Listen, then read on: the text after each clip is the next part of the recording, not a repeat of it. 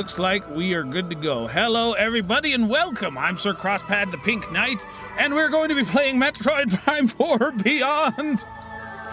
18 years in the making.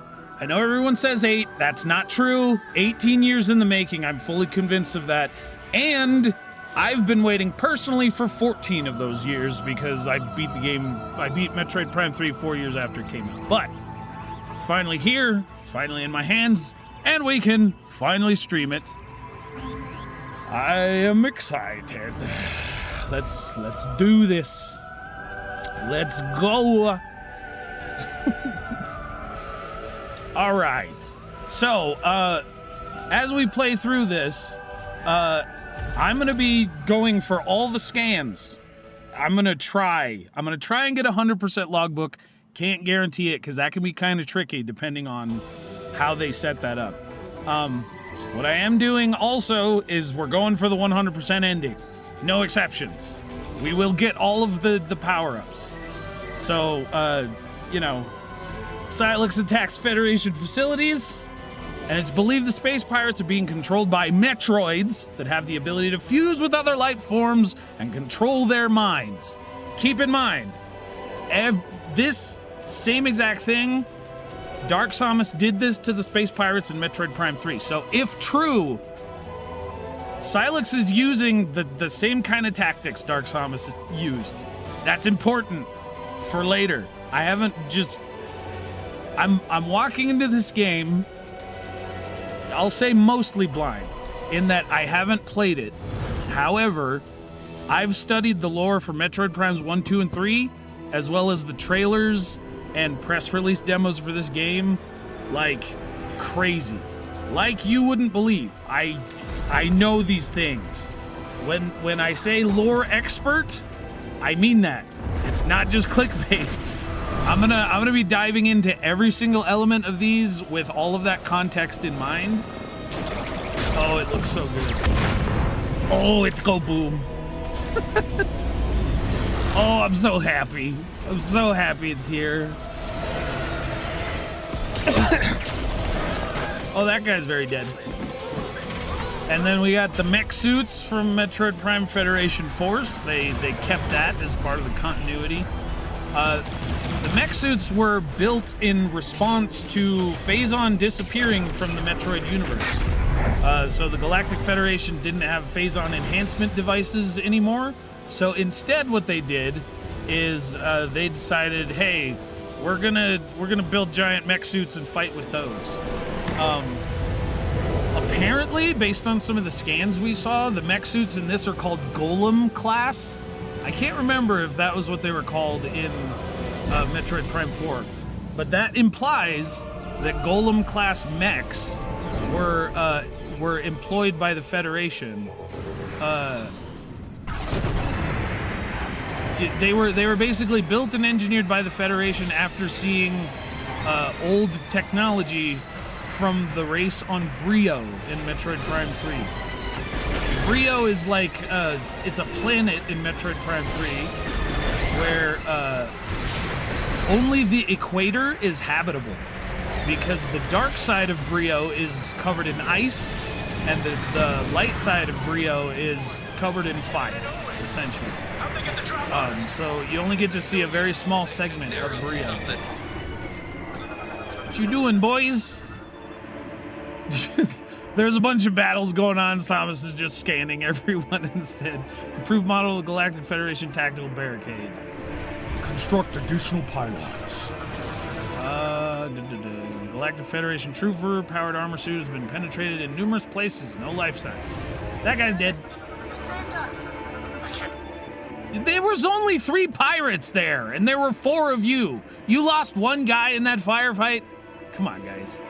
Standard Galactic Federation military personnel equipped with powered armor suit and an NS-4664 assault rifle with grenade launcher. You have grenade launchers on your rifles and you die.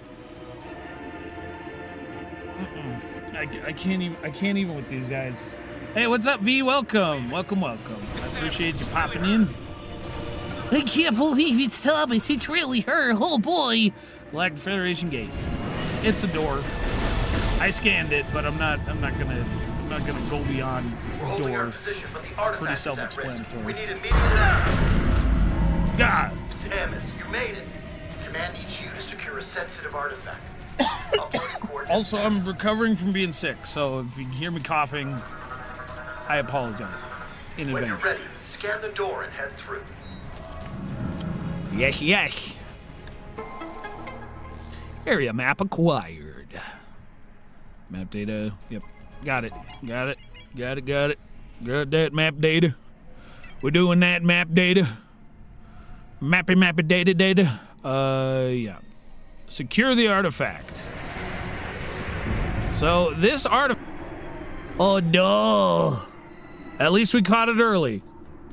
Hold on. I'm fixing.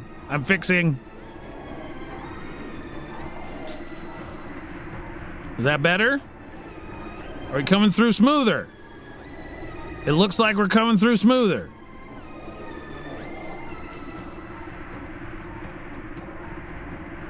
Yes?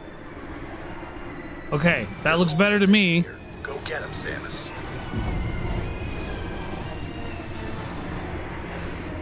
Okay, I think we're good. It still says error. I don't like that. We'll play a little bit more, see what's happening. Okay, looks good. Looks better. Oh god, that guy just got stabbed in the face. Oh, through the back. Yeah, took a photograph and everything. Alien morphology, space pirate, ruthless, brutal, and bellicose intergalactic marauder. Bellicose, that's a $1 million word. That basically means warlike, if I remember correctly. Very efficient in military might and strategy. Y'all still trying to recreate my power suit. Look at that. They got Samus's power suit technology on there.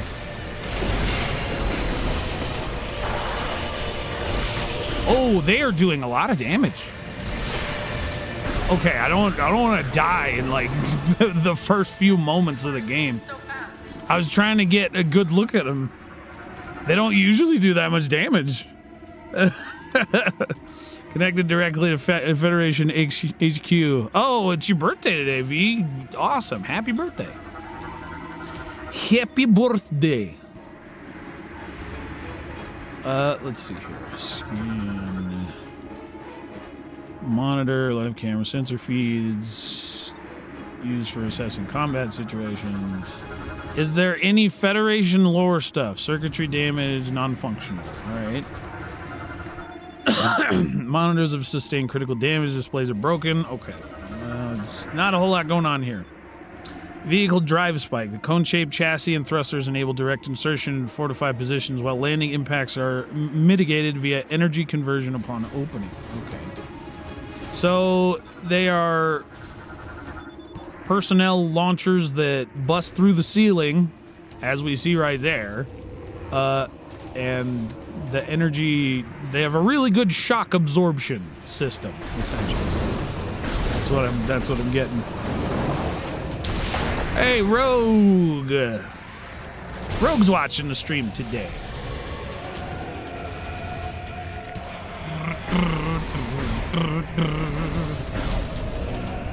East Morph Ball. I need more health. Those pirates did a lot of damage that I wasn't expecting. Happy 100 subs. Thank you, Rogue. Your support is always appreciated. Boom. Yeah, working on it.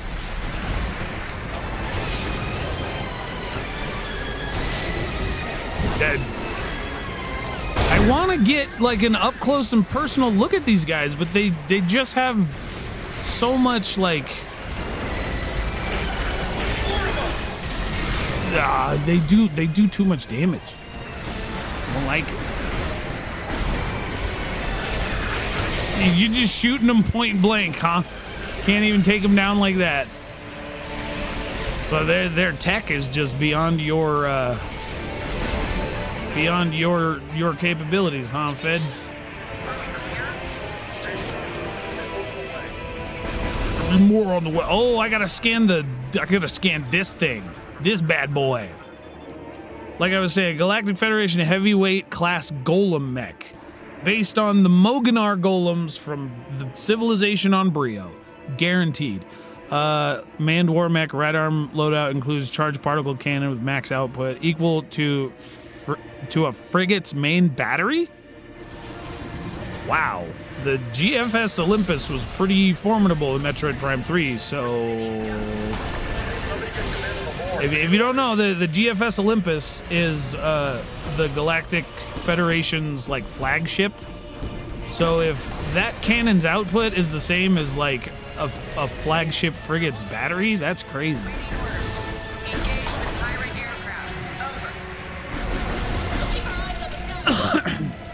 Hey, buddy. How you doing? You dying? You trying to shoot me while you dying? Numerous injuries detected, resulting in internal organ failure and biofluid hemorrhage has reduced combat ability by 70%.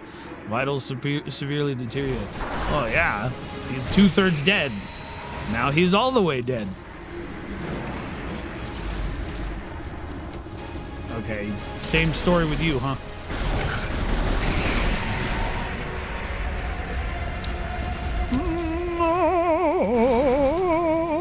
I love the Space Pirate theme remix going on right now with the big opera vocals in the background. That is brilliant.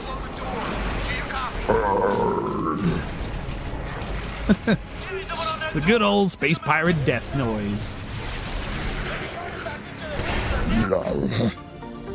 Oh, an energy tank. Already. Okay, maximum energy capacity increased by 100. Open the menu with minus. Okay, yeah, I don't need more information. I know what an energy tank is. I got this. Got this, fam. Friendly, check your fire. What? You guys are shooting each other? Careful. Good gravy. That's like Metroid. That's like Metroid Prime 2. There's like, I think it's one Federation trooper that gets killed by friendly fire. If it's not just one, it might have been multiple that gets killed by friendly fire. I can't remember. Quantum computer based on Talvanian technology. It's part of the Federation analyzer device. Okay, what is Talvania? Are we gonna get into that anymore? I'm not familiar with Talvania. Operates Force 29-18 quantum computer, confirms and manages its state. Okay, so large Federation container. Samus, Office Squad is expecting you in the hangar. Yeah, I'm scanning stuff, bro. You need to hold your horses. Analysis system internal manages various data gathering systems and tools is linked to the main computer central command. Is Admiral Dane watching all this happen in horror?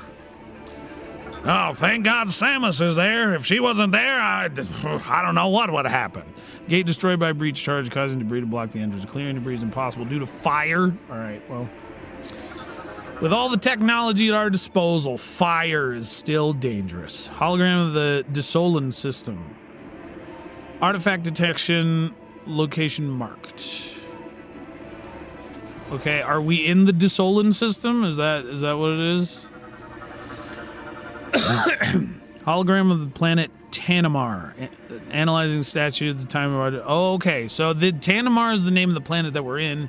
So I'm guessing that's in the Desolan system.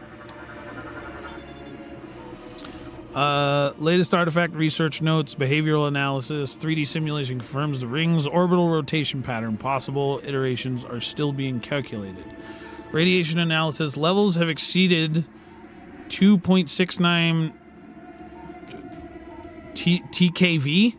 Negative energy and exotic matter emissions detected. Awaiting authorization. So we're dealing with antimatter in this thing. That's real smart of you. The Galactic Federation, much like the Space Pirates, are always dabbling in things that they probably shouldn't. Federation lock-on gate. Use the lock-on ability of the central sensor to reveal our free aim sensor target. Shooting free aim sensors will then unlock the gate. Okay. Oh, hi. Okay. Bing, bong, bing. So Central Command's waiting for us, and you're making me deal with this? No one can open the door for me? Galactic Federation large gate. For cargo, large machinery, like other gates. It will open when the sensor is struck by beam exposure and other impacts. Okie dokie. Hey, welcome to the chat. For those of you on Twitch, we streaming on more than one place, so you know. Oh, big energies already? I have no damage. Is this? Okay. Oh, is this the boss fight? This has to be the boss fight. If they're loading me up that much, where they give me 3 big energies, all in quick succession. Federation lock-on gate. Lock onto the central node and hold. While locked on, aim the targeting reticle manually to shoot each of the free aim sensors and open the gate. Okay, well, I just did that.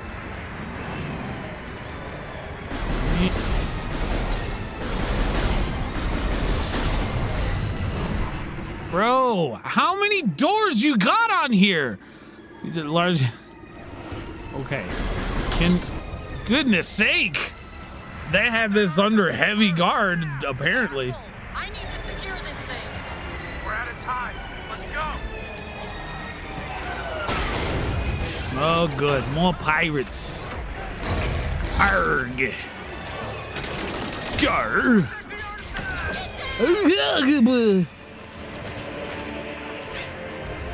Okay, so these Metroids, this is a new Metroid variant. This is presumably a Metroid variant that was engineered by Silex himself, or Silex in conjunction with space pirate scientists or something.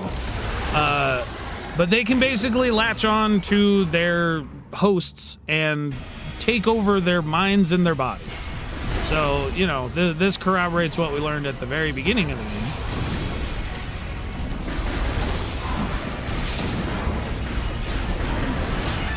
Ow. Samus also makes like some very like whenever she takes damage in this game. It's kind of crazy. What? That one's shelled over. Why is that one shelled over?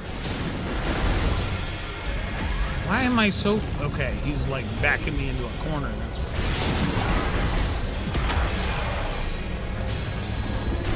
I need to not have such garbage aim.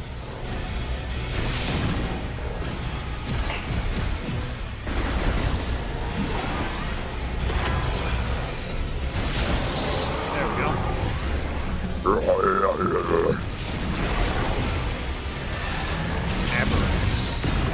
Oh, what am I doing? I haven't even scanned this guy. Hold on. Large officer in the Space Pirate Army. Metroid fusion has resulted in a loss of free will and the formation of beam projection lenses on its chest. I don't know, man. If they've lost all free will and they're being completely possessed by Silex. So, at the end of Metroid Prime 3, in the 100% ending, spoilers, by the way, if you guys haven't watched the 100% ending for Metroid Prime 3, Silex's ship is Phazon blue. When its normal color from Metroid Prime Hunters is very indigo and green. It's very distinct color difference, and it's purposeful. I'm pretty sure that Silex is possessed by Dark Samus at the end of Metroid Prime 3. Because the whole thing in Metroid Prime 3 is like 3 major bosses in the game are also bounty hunters like Samus. Their names are Rundus, Gore, and Gandrada. Now, Rundus, Gore, and Gandrada, they get possessed by Dark Samus throughout the course of the game, and you have to fight and kill them, all 3 of them. If you haven't watched any of that, I did play through the entire game. I got the 100% ending. So if you know, you don't have access to the game, or, you know, you'd prefer not to sail the high seas in order to get it, or whatever, you know what I mean? You could always watch my VOD of the entirety of Metroid Prime 3, where you'll learn all that stuff. But anyway, Rundus, Gore, Gandrada, they get possessed by Dark Samus, and they're like some of the major bosses. They get recruited as like Dark Samus, like main lieutenants of her dark army, essentially. And Dark Samus, she also does the same thing to the space pirates, and basically turns them into a giant cult that worships her. So, whoa, that was close. But it's against their will. Like, she takes over their minds.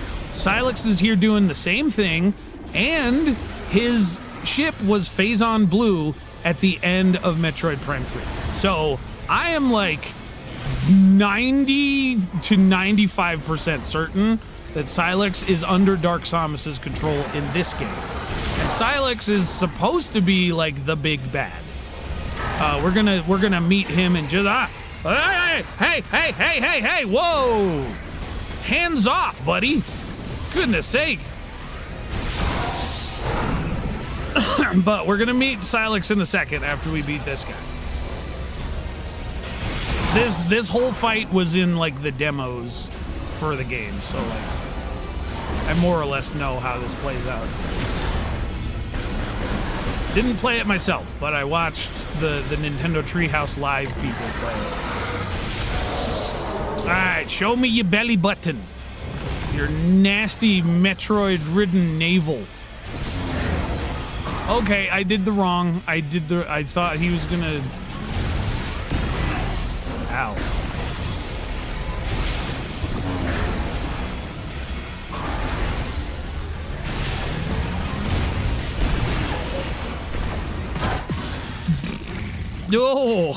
Oh, his entire chest cavity's hollowed out, and it just goes right out. Oh my gosh, that's pretty grisly.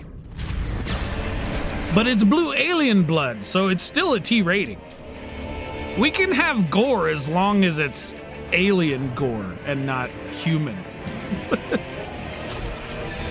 There's Sylux.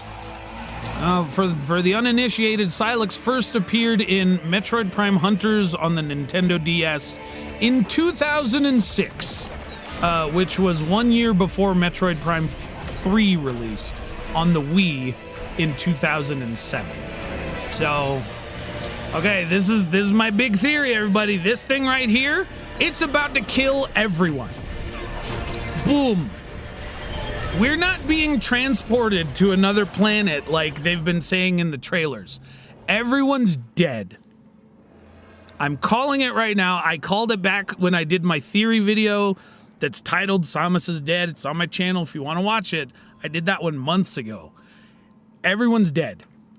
Samus just died, along with all the pirates, Sylux, the Federation troopers, everybody. All dead. Kaboom, dead. It's that negative energy. That's antimatter, folks. You don't survive an explosion of antimatter. When antimatter meets matter, things just combust and everything dies. And also, if you don't know, plasma energy, one of its hottest and most dangerous forms is purple in color, because the amount of heat it's required to heat plasma to a purple level is absolutely insane. So, we died in a purple plasma antimatter explosion, and now we are here in this place. This is planet Viewros. They said that in the trailer, and this is a big old giant tower. Now, one thing that already corroborates my theory that Samus is dead is throughout the game, there are Yoni symbols. Now, Yoni in an ancient language called Sanskrit, I believe it's from a ancient civilization from India, if I'm not mistaken. Sanskrit, the translation for Yoni is source or womb, essentially. And the shape language here is very, very anatomical, you know? Like feminine anatomy. I'm not. We keep it more or less PG on this channel, so I'm not going to go full on into it. But it's not meant to be vulgar in any way, but it's supposed to indicate like birth and the womb and rebirth and all that kind of stuff. So Samus just died, and she's going into a large tower with that form. She's being reborn. That's the whole thing. Already within the first few moments of this game. So this looks so good, dude. Look at those like refracted light things. They actually had that when Metroid Prime, that same visual effect in Metroid Prime Remastered.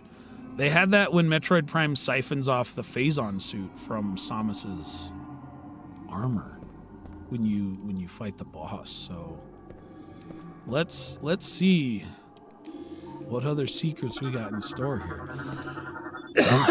Excuse me. Technology used to construct the device cannot be identified. Local database contains no matches. That's unsurprising. We are in the beyond. This is the afterlife. Analysis implies this mechanoid variant, it's a mechanoid variant. Local database contains no matches for its materials or technology. Because we're in the afterlife. That's why. Oh. You open door for me. I know shoot to open door. That's new for the Metroid Prime series. What are those? Statue of unknown species composed of an unknown material. Local database contains no matches. Yeah, so these are the Lemorn. These are the Lemorn aliens. It's the ancient alien race they've been going over in the trailers for a while. They are... My theory is that they're basically the Promethean race of the Metroid Prime universe. And if you're not entirely sure what that means, Prometheus, it's an ancient Greek myth where Prometheus was basically one of the Greek gods who, against the wishes of the other gods of the Greek pantheon, came down to Earth and gave human beings fire. And once human beings had fire, suddenly they, came up with all kinds of other ideas and invented all other kinds of technology and all that stuff. So, in the context of aliens, there's a lot of like ancient aliens. Have you ever seen that History Channel show, Ancient Aliens? There's a lot of people who believe that human life and life in general was seeded on planet Earth by alien engineers. So they believe in a form of intelligent design, but it's not, your typical church-going type stuff. It's more of like, aliens created humanity and all life on Earth. So that's, a Promethean alien race. That's what I'm talking about when I say that. So the Lemorn, as far as my theory goes, they're the Promethean race of the Metroid Prime universe. They created and seeded all life as is known in the Metroid Prime universe. And what's down there? Can I go down? I can go down here. Okay. But for some reason they all went extinct. And another big reason why I'm pretty sure that this is what's happening. Another reason why I'm pretty sure this is what's happening is because Metroid, just as an entire franchise, takes heavy influence from the Aliens franchise. So like Aliens, Alien versus Predator, all those movies, heavy influence from those movies in these games. One of the movies, and it's actually one of the most critically panned out of all of them, but in my opinion it's one of my favorites. It's called Prometheus. And the reason why it's called Prometheus is because throughout the course of the movie... Can we go back here, though? What's in here? I want to know what's in here. See, Android created using unknown technology. Local database contains no magic. Yeah, of course not. We're in the afterlife. Technology used to construct this device cannot be identified. Local database contains no... What is this thing, then? Analysis implies this is an unknown hologram technology. No matches found within local database. Okay, so it's not helpful. Nothing. None of this is helpful. Are you gonna open the door for me? Okay. I know. I got sidetracked. But Aliens Prometheus, as it's called, but you know it's just called Prometheus. At least it was when it first came out. It's part of the Aliens franchise, and it's where the humans go to some distant planet that's kind of desolate and barren, much like Tanimar, and they end up meeting their Promethean creators for the first time. Why did you wait so long to do that? So that's what's happening. We're going to some distant planet, and we're meeting our makers, essentially. So it formed instantaneously using ore with an unknown geometric signature. A current of unidentified energy runs along its surface. Interesting. Yeah, but everything surrounding this group of aliens has very like Yoni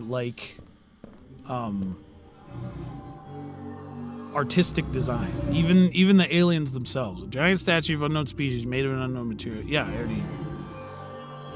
What? Why are you shining at me? What's going on here? I had to point at it. Okay. Whoa, we're on like an astral plane or something. Look at the aurora effects. That's so cool. Do I follow you? Where did little Duder go?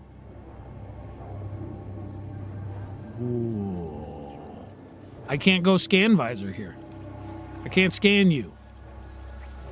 Hi there. Yeah, you're gesturing to me to go that way. We got to get a good look at you though. So their arms have, I don't know if they have like, they're supposed to have like vestigial wings or something, but they almost look like axolotls, the way that they are. But one thing for people who are familiar with the Metroid Prime games, the final boss in Metroid Prime 1, it looks like just one of these guys' heads, minus the third eye in the center. But instead of a third eye, it has like a big brain, essentially. But yeah, the 6 tentacles coming off of it and stuff like that. So that seems to imply that Metroid Prime, aka Dark Samus, because Metroid Prime eventually becomes Dark Samus, is genetically very much one of these things. In addition, it of course has Metroid DNA. And it also has human DNA, which it steals from Samus herself. So three-part being, essentially. That's another core to the whole theory thing I'm building. I'm currently working on a video that'll break all of this down in an easy, digestible format. But what is? I can't go back, or can I go back? Why are some of you like, yeah, see the whole rebirth, the birth and womb, like Yoni symbology I'm talking about? Like, just look at that. That's, it, yeah. These are the creators of all known life in the Metroid universe. The series' Promethean race. That's a lot of them. There's a lot of Lemorne ghosts here. This is so cool. Oh, and the controllers are like vibrating with whatever this is. Why can't I scan you? I want to know what this is before I grab it. Oh, it's all kaleidoscopic. Look at the kaleidoscopic like psychic energy going off of that. That's really cool. Artistic design will always beat out graphical fidelity. 100%. Nintendo proves that time and time and time again. It's the Arkenstone from The Hobbit or something like it. The Silmarils from Lord of the Rings. I'm a Lord of the Rings nerd as well. Oh, there it goes. Samus gets her own third eye. She has been awakened. Chosen one. Our savior. We give you this. Oh. Psychic crystal acquired. Releases the latent psychic powers residing within you and enables interacting with psychic technology using your visor. Press ZR to fire the psychic beam and press up on the D-pad buttons to switch to the psychic visor. Open the menu with minus and check the inventory for more. Okay. Oh! Oh, that was cool. Okay. Now we can get more info about these things? Lemorn Teleporter connects Chrono Tower to an alternate dimension containing the Lemorn Holy Ground. Activated via the linked Lemorn statue. Bro.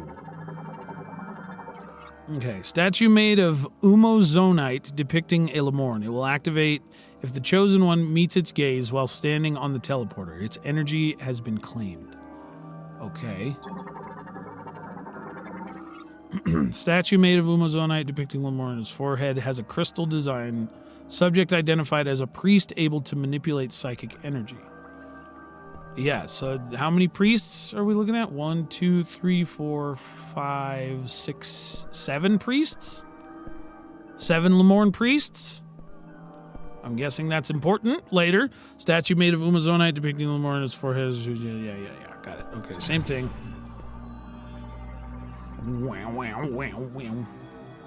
Psychic Assembler forms objects by bonding ore molecule nanomachines.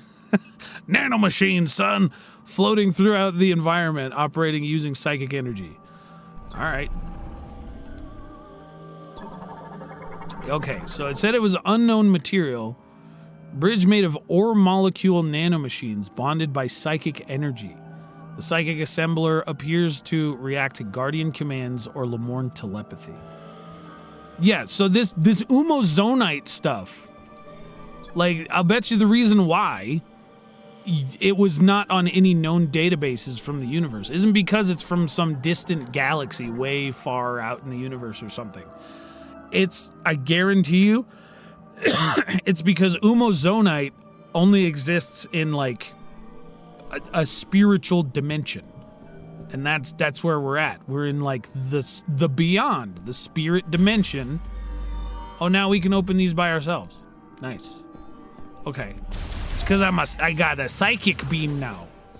Oh, and the other thing is, Dark Samus / Metroid Prime is psychic as well. Like, she floats instead of walks, kind of like Mewtwo or Jean Grey from the X-Men, Mewtwo from Pokemon, and she fires a lot of energy blasts out of her head, and a lot of her attacks are coded purple. Like, Nintendo has associated psychic energy with purple for a long time, and I don't know if that's just a Nintendo thing or if that has roots in further stuff from the past. Okay, so we got the Chrono hologram thing. Psychic energy Chrono Tower to ascend and descend, operated by touching the hologram. Okay, so this is just one of the Metroid elevators. Hold on though. These guys, Cybot, androids built by the Lemorn to aid in everyday life, operated via telepathy, modified to face the Griever threat after the Great Tragedy. Okay, so based on the form factor of these, they look like Chozo, kind of, vaguely. They have talons, they kind of have wings. So if these robots were maybe like the beginnings of the Lemorn's ideas to create the Chozo, that would not surprise me at all. And if you think about it, just the way that they stand, they kind of look, they have like a certain angel-like quality to them almost. So, you know, more afterlife stuff. What about these? What are those? Mechanoid Cybot androids created by the... Okay, so it's just more? Why do they look different? Weird. Okay, I'm gonna scan down here as well, because we were down here, but we couldn't really see what was going on down here. Whoa. I didn't notice you guys before. Just more Cybots. Their blue eyes there. Yeah, so the blue eyes also in the center, they kind of look like the Emmys from Metroid Dread. So I'm wondering if somehow the Federation knew about this place and has been studying it for some time and like built the Emmys based on the android technology that we have for the Cybots. Guardian storage socket enshrines a guardian who will guide the chosen one. So the guardian is that little robot thing. Psychic pedestal activates the guardians when the chosen one is detected with the light rating on the pedestal. Operation complete. Okay. Ooh, creepy. There's so many of them in there. That's so creepy, though. They're so creepy. They're so creep. Why they so creep? Okay. So now, go in here. Sorry, I have to recalibrate the motion controls on here. I feel like the Switch 2 needs an optional sensor bar. And that sensor bar needs to interact with the infrared cameras that these controllers are outfitted with, because bro, is it ever kind of frustrating. Or did they remove the IR sensing cameras on the Switch 2 controllers? I don't know. But it goes out of sync a lot, so I have to hold the lock-on button, and then I have to press the recenter, recalibrate button for the aiming. It's a minor gripe, but it can be a pain. Look at the corona on that sun. Look at the corona on that sun. Oh my gosh. Okay, so the other thing is, and we're gonna just let me explain this. Speaking of corona, right? Look at the corona around that sun. That's what the aura around the sun is, even in real life on Earth. Planet Viewros, right? The name of the planet, I'm just gonna be brief. It sounds like virus. Viewros, virus. We've been here before. And if this place is planet virus with a giant corona on its sun, right? Then the only known like planet virus that we have from the Metroid universe is in Metroid Prime 3, and it is Planet Phase. It is Dark Samus's homeworld. So like I was saying, Dark Samus is one of these guys. And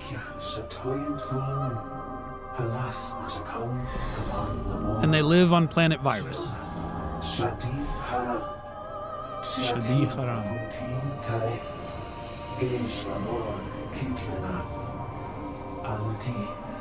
to exist. The Lord Spirit will keep on living. The music, man.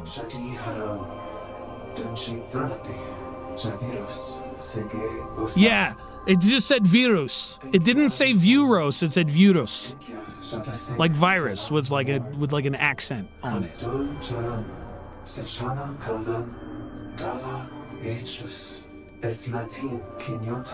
needed a journey to a new world.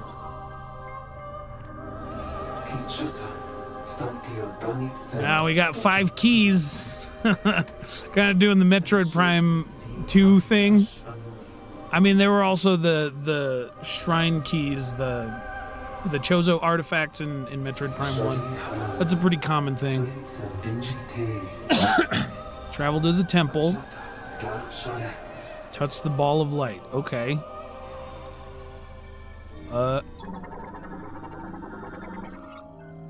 Teleportation field generated by psychic energy. Their creation was a skill unique to Lemorne priests. Contact instantly transports objects to the location designated by its creator. Okay. So like little psychic. Oh, ooh, what's this? What? What?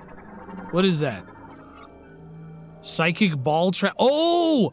Oh, okay. So we saw those in the trailers too. That's the thing that like kind of looks like spider ball rails, but like it launches you at super high speed.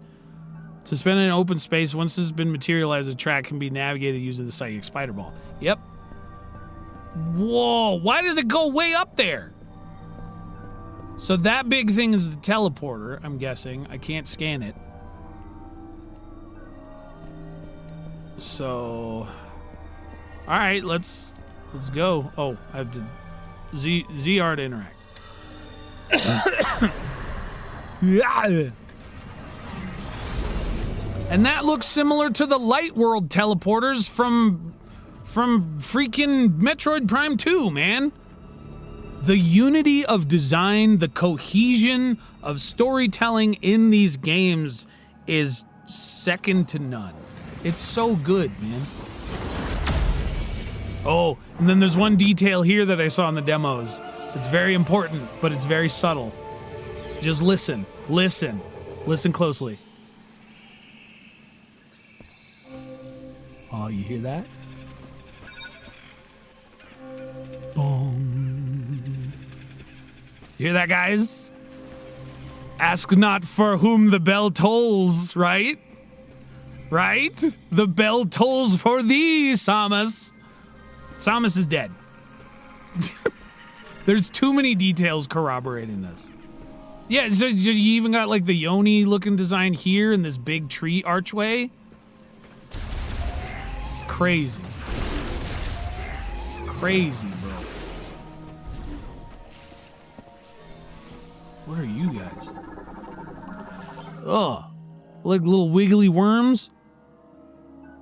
Mollusk morphology, mireworm. Mollusks found in the riffle habitats. Imitates plant life to lure in and feed on small insects, but retreats underground if they sense danger nearby. Okay. Mireworms are invertebrate mollusks that live in small groups, primarily in shallow freshwater and boggy areas. They possess long, slender bodies and will often emerge from their burrows in search of prey. They do this by swaying gently, appearing as vegetation, and emitting a sweet odor from their heads that mimics plants, luring in small insects. They use the mandibles at the tip of their head to grab their prey and then swallow them whole. They are highly vigilant, quickly retreating into their burrows if they sense danger. They are incapable of migration, spending their entire lives in their original burrow and dying if the water in their habitat is depleted. Oh, that's kind of sad. Whoa. That image is Wait. No. Hold on. You can't quite tell from this one, but here, we've seen these worms before. These were on Planet Phase for Metroid Prime 3. Only it was much bigger, and it like eats your morph ball. And you have to like hyper ball shock it to death to explode it before it eats you. They hid. So the endemic life of Viewros mimics stuff that's from, oh my god, stuff from Phase in Metroid Prime 3. The endemic life on Viewros also. Oh, that's so cool. Oh, that's so cool. The subtle details, man, that's crazy. All right, let's keep going. Are we gonna find more little critters like that? That would be insane if we find. Wait, who are you? Who are you? Have we seen you before? Have we seen you before on Planet Phase? Sicklefly, a dragonfly subspecies with scissor-like jaws and a single compound eye, travels in swarms and feeds on. Oh, dang it! I let go of the ZR button. Hold on. Oh, map. Was I supposed to? I guess I was supposed to check this earlier. That's my objective. Okay. Mission logbook. Yeah, Sicklefly. Dragonfly subspecies adapted to hot and humid environments. They have large scissor-like jaws and singular compound eye. 4 long wings have evolved musculature make them very capable flyers. And by using the winds and air currents, they can remain airborne for long spans of time. They form swarms consisting of several dozen members and move in a group when searching for food, primarily compost, mold, and fungi. Okay, what do those look like anything from Phase? Visually, I'm not making any connections, but I could be missing something. Let's see, but the fact that they eat mold and fungi, that's important. Very pure water is essential for larval survival, with spawning grounds most often found along freshwater shores. The larvae subsist on aquatic plants and moss during development. Okay. Okay, so the sickle flies, as far as I can tell, don't mimic anything from Phase, but maybe I'm like just missing some of the visual details. I don't know every single critter that's in Metroid Prime 3. Oh, hey, you too. Hey. Winged morphology. Orin crane. Large avian creature that primarily feeds on fruit. Overdeveloped chest muscles allowed to fly for days without rest. Okay. Sometimes forming large flocks, traveling 1,000 kilometers or more in search of it. To ensure such long, continuous flights, they've developed powerful chest muscles. They're quick to flee from enemies and predators, and they rely on their exceptional hearing to warn them if danger is nearby. Their ears run along the sides of their head, and the protuberances near the ears help them regulate their body temperature.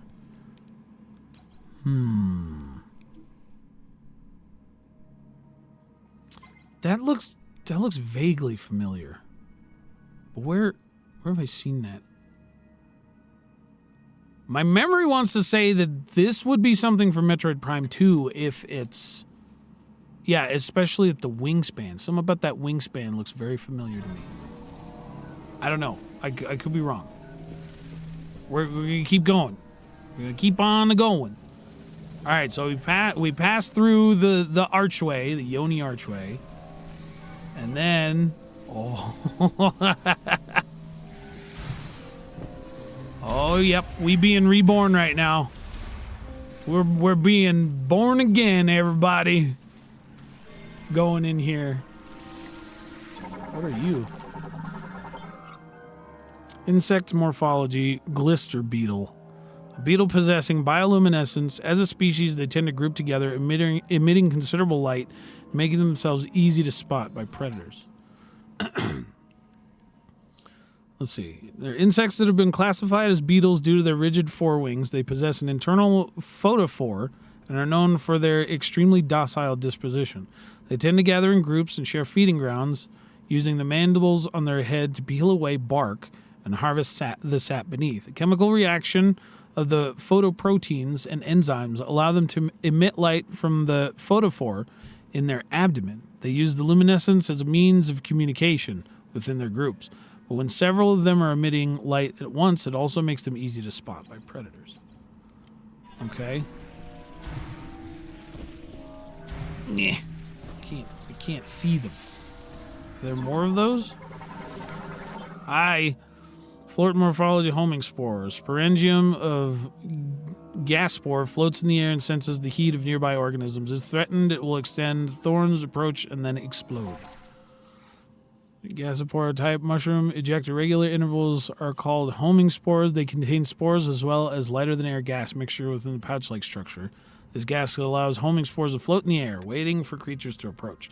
If they sense that a creature is nearby, they will grow thorny tactile receptors across their outer surface and begin pursuing their target. If they make contact with their target, the internal gases instantaneously compress while the outer layer heats up, causing the gas to explode. All right, so that's pretty typical Metroid enemies. They're kind of glowing blue. Like there's some kind of phase-on substance at work here. Oh, more glister beetles.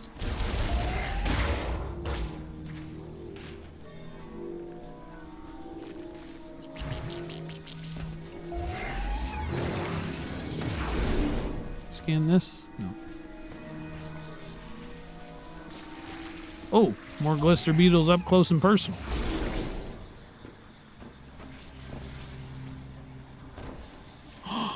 Whoa, whoa, whoa, whoa, whoa, wait, hold on. Are you guys gonna open up again? No, they're not. No. Okay.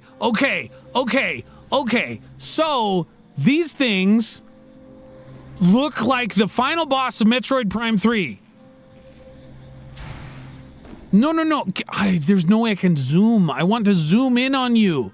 These little beetles look like the final boss in Metroid Prime 3. And if I was seeing it correctly, this little thing on the top with the eye on it, it opens up, kind of like how you have to yank the grapple lasso on the final boss of Metroid Prime 3. Yeah. This is Planet Phase, just from like a different point in space-time.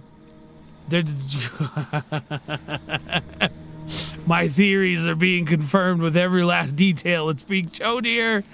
Oh my gosh. Planet Virus, Planet Viewros.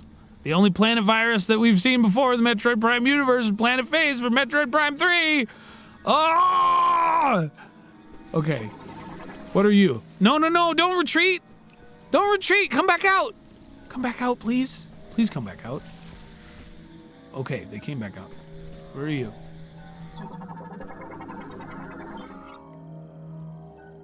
Crustacean morphology. Shimmer strap, variant of terrestrial crustacean parasites that live on wood surfaces. It's immobile and primarily consumes sap. The tip of its tentacle is a luminous organ. View logbook. Shimmer straps are terrestrial crustaceans evolved to live parasitically fixed on a single location, anchored in tree bark. They grow by absorbing nutrients such as amino acids, protein, and sugars from sap. Lacking eyes, they explore their environment by extending a feeler with a bioluminescent organ at its tip through an aperture in their shell. Able to sense its own light emissions, the feeler will retract into the shell if it senses danger, closing the aperture in the process. Shimmer straps live as long as their host tree remains alive, with some specimens found to be hundreds of years old. So they're a parasite with a bioluminescent thing at the end. I'm going out on a limb here, okay? I'm not sure. But if they're parasites...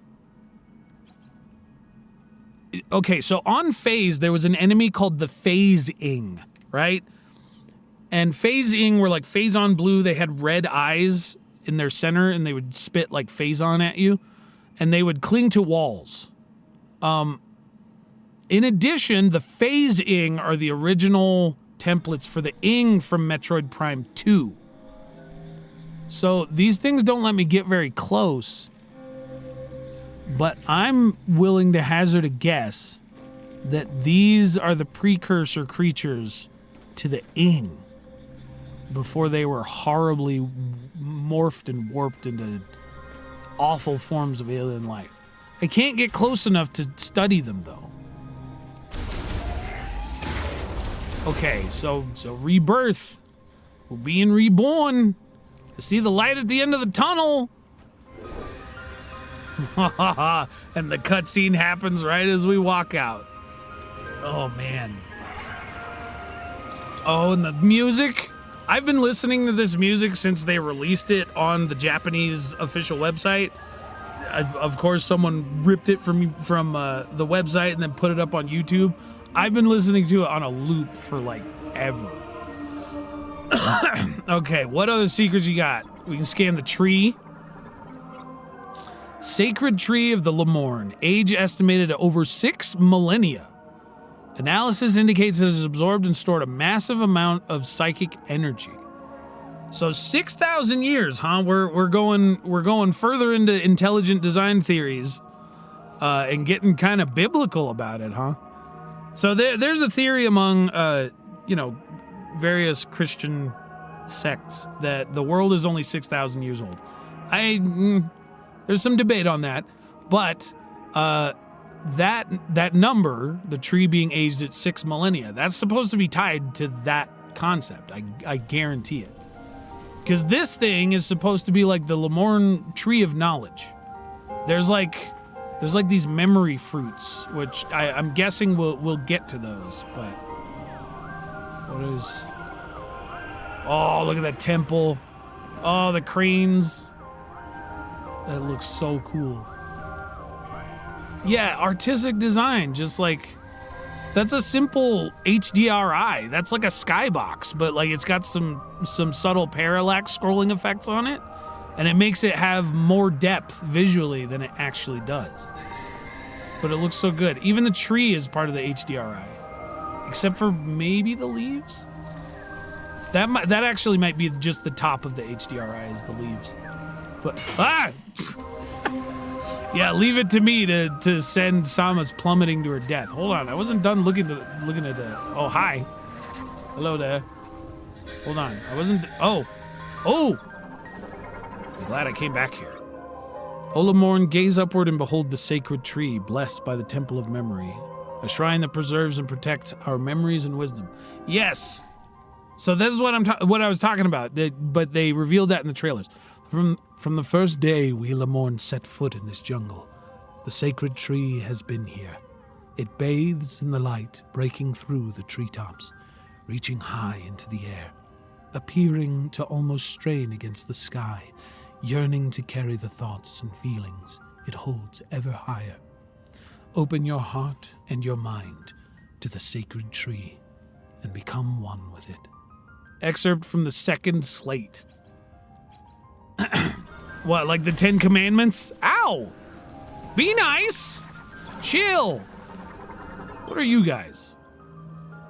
Oh, these are little hopper things. Reptile morphology, glottotropper. Carnivorous reptiles that move using wings and powerful legs and burrow underground and wait for prey, then emerge when they detect vibrations. So we've seen these guys in the trailers.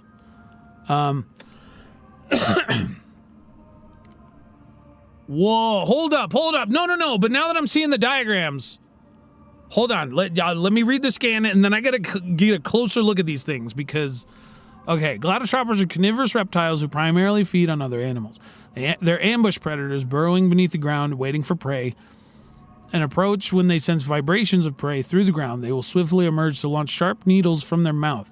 They have 2 extremely powerful legs, which they can use to launch themselves into the air, up to 3 times their own height. They can then use the small wings to control their mid-air positioning, making it difficult for prey to track their movements. Pikmin monster. Not quite, actually. These guys were in Metroid Prime 3 as well, if I'm not mistaken. Come here, stop moving. Stop moving. Yes. Oh, yes. No. These things. Okay, so there are some space pirates in Metroid Prime 3. I think there's like 2 of them. They ride those things, but those things are way bigger. I think it was called a pirate lancer, or was it like a pirate knight or something? But it was like riding one of those things as a steed, but it was like massive. It was like as tall as this tree here, like all the way up to this point in this tree. And you had to fight one. And the rider as well. And the rider was like heavily augmented with Phazon. Yeah, this is Planet Phase because these critters, a bunch of these critters, like multiples of these critters are coming from designs from Metroid Prime 3. This is so cool, man. Yeah, they got the weird like lip looking things on the bottom. Yeah. No. Yes.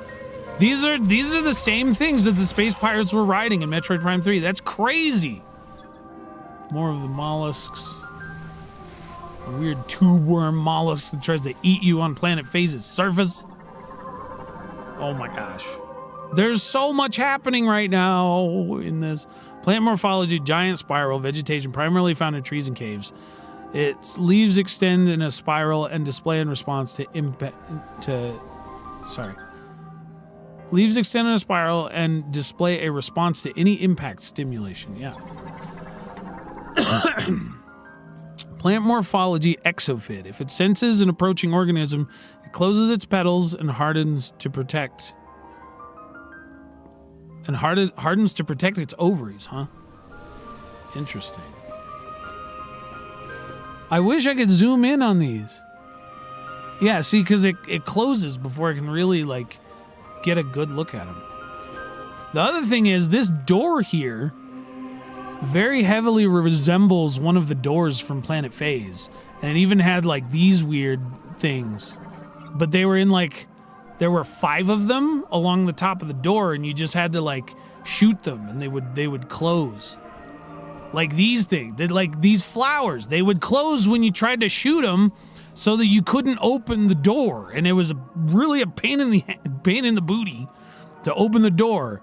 Let's see, fiber deformity, small fungi variant typically forms with the bark of a tree, possesses a bioluminescent glow due to an internal oxygen reaction.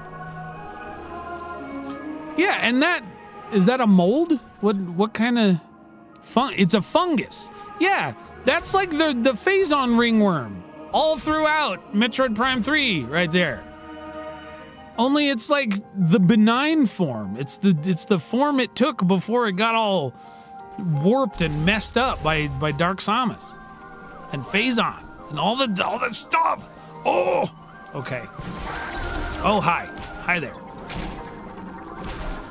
These things look like there's enemies from Torvus Bog in Metroid Prime 2 that look like these. Root Spur, a mobile tuberous root plant variant with an autonomic nervous system that usually live in mud and water and will resurface if a creature draws near. Their territories I don't even think this is corrupted. I think this is just from Torvus Bog in Metroid Prime 2. Right? Am I crazy? Am I experiencing a Mandela effect right now? Usually, yeah. I'm pretty sure there are enemies like this in Torvus Bog in Metroid Prime 2. Bro. So they have enemies from Metroid Prime 2 as well. It's not just a bye-bye. Exophyt. If it senses approaching organisms, petals harden, protect. Yeah, it's the same. It's the same thing. Hey, another one of you. If this isn't the exact enemy from Torvus Bog, it looks very similar to what I remember. It's been a while since I played through Metroid Prime 2. I wanted to play Metroid Prime 2 and Metroid Prime Remastered before I got to this, but I'm a hobbyist. Life is busy. I do what I can. Yeah, it's more the fungus. Yeah, even the doors and like membranes of the doors and stuff. Who's that? Oh, platforms. We can reveal jumpy platforms. Nice. What is this? Ancient purification site holds spiritual significance to visiting Lamorne. Structure collapsed due to an earthquake blocking water flow. Oh. So this was supposed to be like somewhere that a bunch of water is flowing.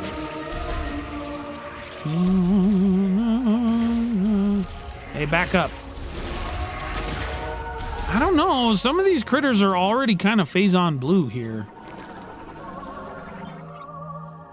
Morphology, gasivore, fungi variant. It's periostracum?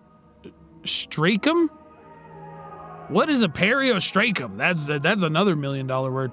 Its periostracum is extremely hard and cannot be destroyed with a standard beam, but it will open up and release homing spores. Okay, so whoever wrote for this like studied biology or something.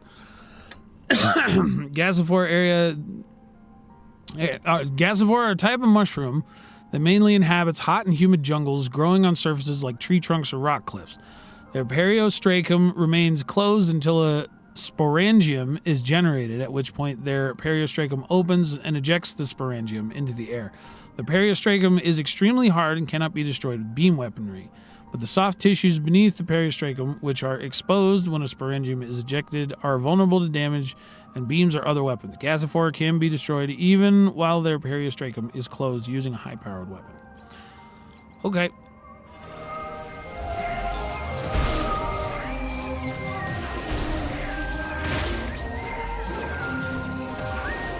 Got it. You did. Ooh, another thing.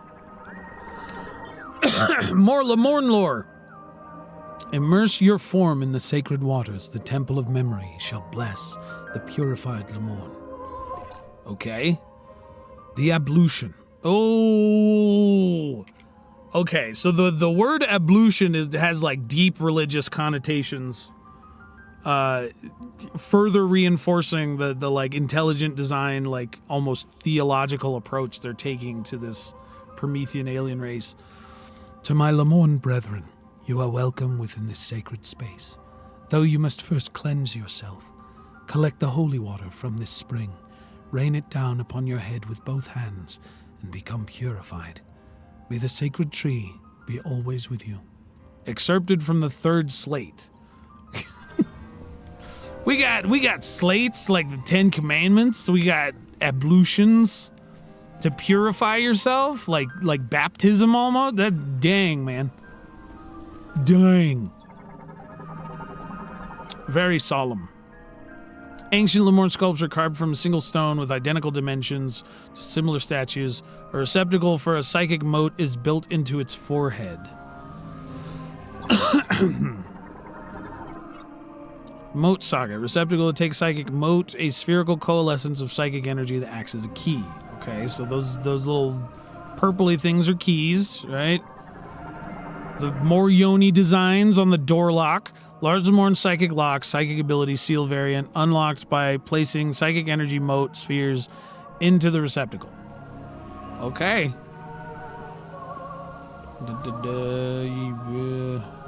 Is there any other doors? Can I go any other way? Oh, the platforms from earlier. Formed by compressing psychic energy, standing on them requires psychic boots. We get psychic boots. Whoa. Oh. No, that visual effect is disorienting. What the heck do we psychic boots? That's funny.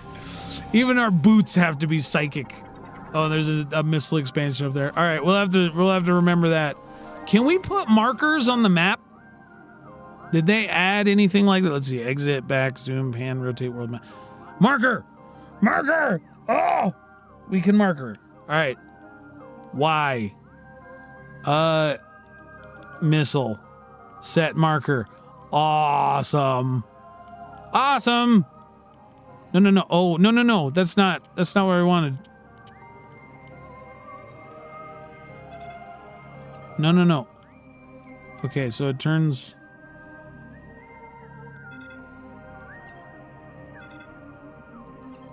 No. We want it here. Missile. No. It's not... Can I remove that? I want to remove that. I want to remove it. Okay, so that was one thing I was saying that they needed to add in this game was a marker system so that you could mark where to put stuff. But obviously it's an imperfect implementation if I can't remove the marker that I set. Because I don't want it here. Okay, remove marker. I'm just a big dumb who. Okay. It goes here. Oh, come on. Press Y for marker. Press A to set. What? Okay, it just marks the entire room, apparently. All right, well, that's a little annoying. But at least this is marked. At least I'll know to come back here for power-ups and whatnot. Excuse me. Yeah, Yoni designs and all the doors and the door locks and all that stuff. Okay, mechanoid scout bot. Emits ultrasonic waves from overhead to detect and map positions of valuables in the area. An electric shock will activate it. Okay, I don't have anything to electric shock, unfortunately, but... Is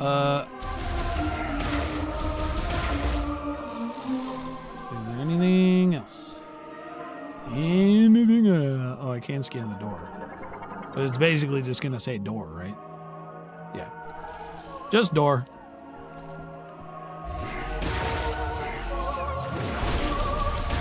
Oh.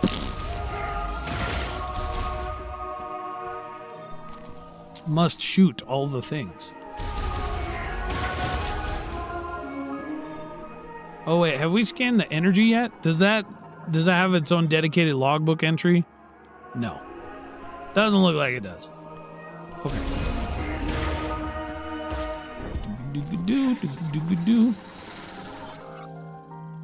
We've seen enemies like that as well. I just can't remember where. I just distinctly remember having like spines fired at me in a very similar way in another game in this series. Okay. Bristlewort. Bristlewort are carnivorous plants capable of moving around using their 6 legs. Their outer shells are impervious to beam attacks, though explosives can damage them. These sturdy shells are heavy, impairing the bristlewort's ability to move. As a result, they tend to attack from a distance, only opening the shell when prey is detected. Once shell is open, bristlewort quickly rotate, launching sharp thorns in all directions before closing to generate new thorns. Thanks to the mineral composition of the thorn, the bristlewort can regenerate them indefinitely using photosynthesis. Staying at a distance also helps them protect their internal organs, which are exposed and vulnerable even to beam attacks while the shell is open. Okay. I don't know where in the Metroid Prime series we've seen these things, but we've seen flower enemies like that shoot a bunch of spines. I just can't recall exactly where. Okay, so there's Morph Ball. Before we do that, let's see. Okay, another door lock.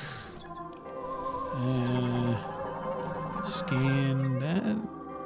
Coneberry, male form of a plant that continuously emits pollen. The pollen is uncommonly light, enabling it to flow for long durations with very little airflow. Interesting. Okay.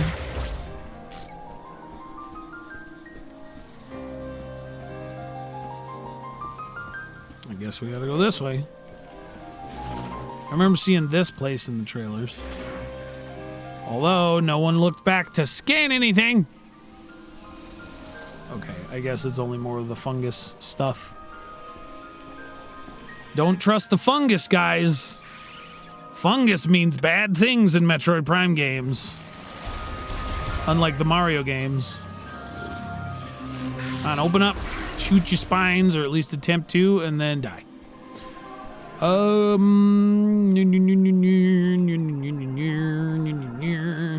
Psychic Gate, normally closed, opens automatically upon receiving psychic energy from a linked sensor. Psychic sensor, a receiver and conductor for psychic energy linked to the gate. Yep.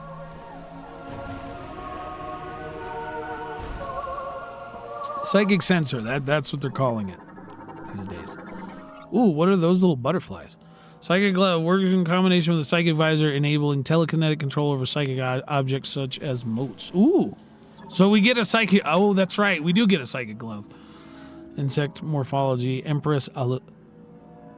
What? No. Hold on. That's just the Chica. Or the Chikya. I don't know what I don't know how to pronounce it exactly. But it's one of the bosses from Metroid Prime 2.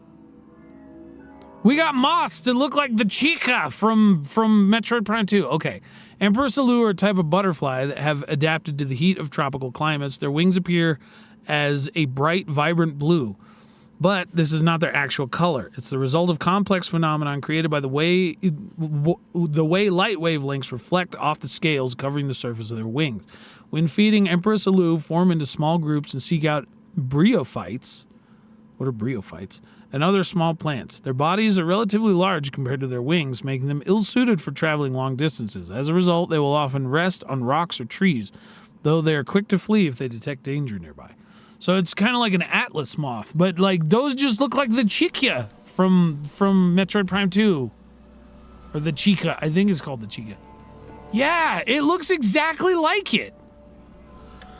It's a boss in the Dark World of Metroid Prime 2. Yeah, so that means that like even the enemies from Metroid Prime 2 also originated from Planet Phase, which tracks, because the Dark World in Metroid Prime 2 didn't form until the Leviathan seed from Planet Phase hit Planet Ether and then split the planet dimensionally into Light World and Dark World. So it enables remote manipulation of psychic motes and psychic objects. Switch to the Psychic Visor and hold ZL to grasp a target. They can then be manipulated with those buttons. Open the menu with minus to check the inventory. Yeah. Okay, so... Oh, hi there. You got aim at the mote and hold ZL to grasp it, okay? Excuse me. Again, I'm on Planet Virus and I'm fighting a virus of my own, so I apologize for the hoarse vocal cords and all the stuff. Here,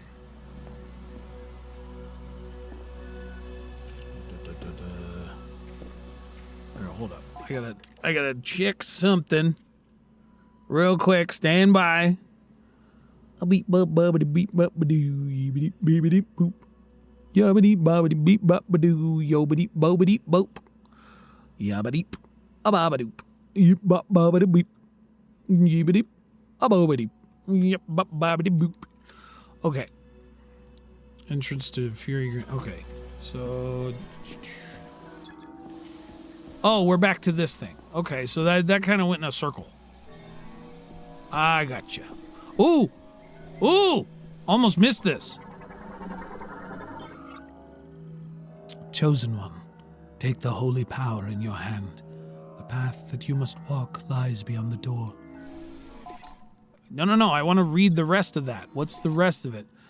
Behold a sacred relic that we, the caretakers of the sacred tree, have filled with refined energy.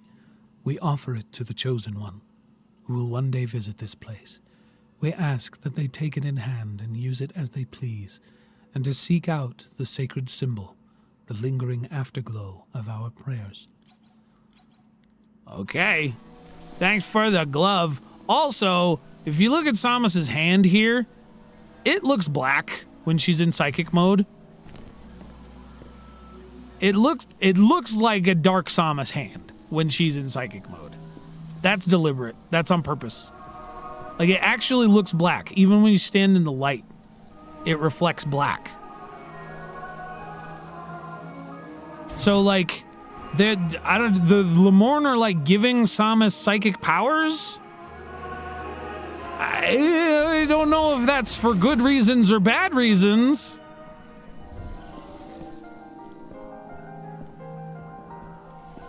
Let's see. So we gotta go to that other door that had psychic motes, right? I'm not through here. Yeah, it was the one I highlighted. It's green.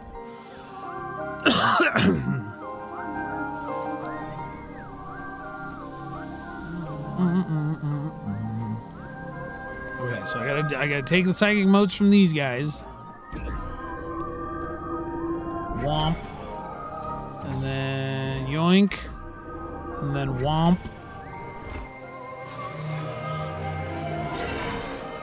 There we go. Door open. What are you? What the heck is that? Okay, so ancient Lemur sculpture is a single stone, identical dimensions, similar statue, receptacle. Yeah. So that one didn't have anything else to say. Nope, that's not what I want. Nope, that's not what I want. Nope, that's not what I want. I want to scan this, whatever it is. Stores items prepared by the last Lemorn priest to be given to the Chosen One. Open using telekinesis. Grasping the node and moving it along the display path releases the lock. Psychic containers are used to store items prepared by the Lemorn priests in accordance with the Chosen One prophecy in hopes they would someday appear. Opening them requires moving the locking node along a predetermined pattern via telekinesis. As such, they could not be opened by Lemorn without psychic abilities. Once opened, the psychic energy manifesting the container dissipates, causing it to vanish. Okay, so this thing disappear after activate. Oh, it's very puzzle-like. It's kind of like that indie game, what was it called? The Seeker or something like that? I can't... Ooh, energy tank. Yeah, and the fact that the Lemourne have energy tanks and stuff like that, it tells me that they also, their technology is the basis for Chozo technology as well. So even though, you know, people are always like, why is there always Chozo technology laying around these planets for Samus specifically? It's because these aliens had, you know, future sight, including the Chozo of some kind. And they leave them there for Samus because they know that she'll show up eventually. Hi, what are you? I don't like that. Please don't. Organic morphology, Shren hive. Hive opening formed a mixture of chewed up plants and aura mixed with Shren saliva. It's extremely vulnerable to explosive force. Okay. So you gotta have missiles to blow that up. You can't blow it up otherwise. Insect morphology, Shren. Flying insects that build nests on vertical surfaces such as rock wall, lives in swarms and will shoot at acidic spray at organisms that approach the nest. Look at the form factor on those guys. That's just the Parasite Queen from Metroid Prime 1. Is it not? Am I crazy? It looks like the Parasite Queen, and it spits acid at you just like the Parasite Queen. Only difference is it has wings, which is horrifying to think that some variant of the Parasite Queen had wings at some point.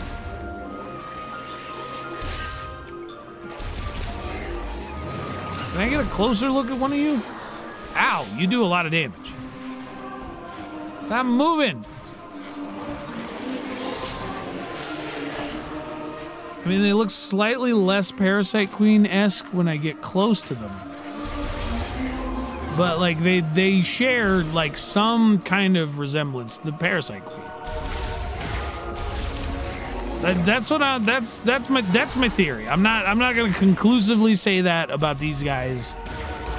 Maybe I'm wrong, but it seems like all the endemic life on Viewros corresponds to Galactic Federation Distress Beacon. Oh! Okay. We're already meeting Miles, huh? Good old Miles McKenzie, the NPC from the Metroid games that melted the Metroid fandom's collective brain. For no reason, in my opinion. The entire thing where they're like, this game is going to be the worst game ever just because it has one random slightly annoying NPC. Oh no!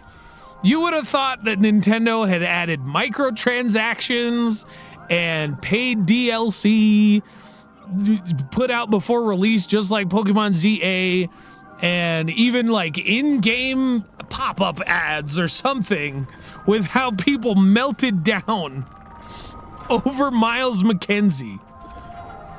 Can I? No. Hey, what did? Oh, okay. I guess that's what I wanted. Psychic Shutter. Moving the PK Stone lever using Psychic Glove will disable the lock. PK Stone! We're like Ness from Earthbound right now. We got PK abilities, which is an abbreviation of Psychic. Save station. Lemourne device for saving behavioral records also fully restores energy. Yeah, okay. Save station. Nice. The first save station of game. Saving progress. Progress saved. Energy will be fully replenished. Okie dokie. Wugga wugga wugga. Yep, it does the sound. It still does the sound. Wugga wugga wugga wugga. It's always done that since Metroid Prime 1. So good. Alright, let's see here.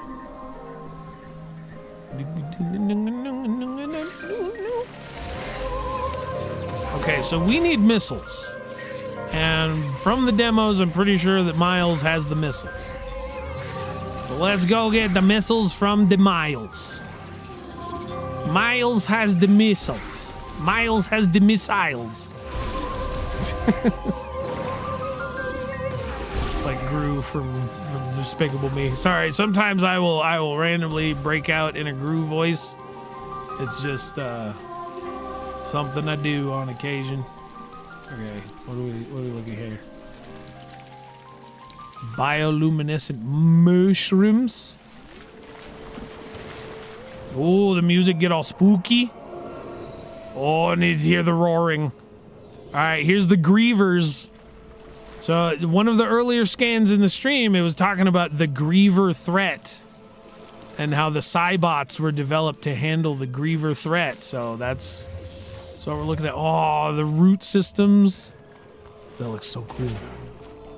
Ooh, wee, wee, woo, wee, woo. Spooky sci-fi music with the wee. Oh, hi. Hello there. Oh, you're the thing. You're the thing from the thing. Okay. Crustacean morphology isopod glides atop slick mucus, which they produce. Their diet is primarily glow mold, causing their abdomen and mucus to glow.